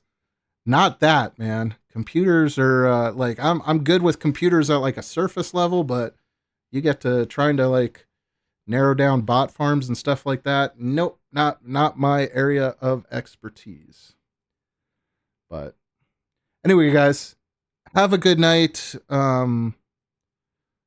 Say a prayer for everybody in Iran and Israel and the U.S. service members and everybody involved that this gets done and resolved quickly and safely and with minimal casualties, especially civilian casualties. And hopefully we wake up to a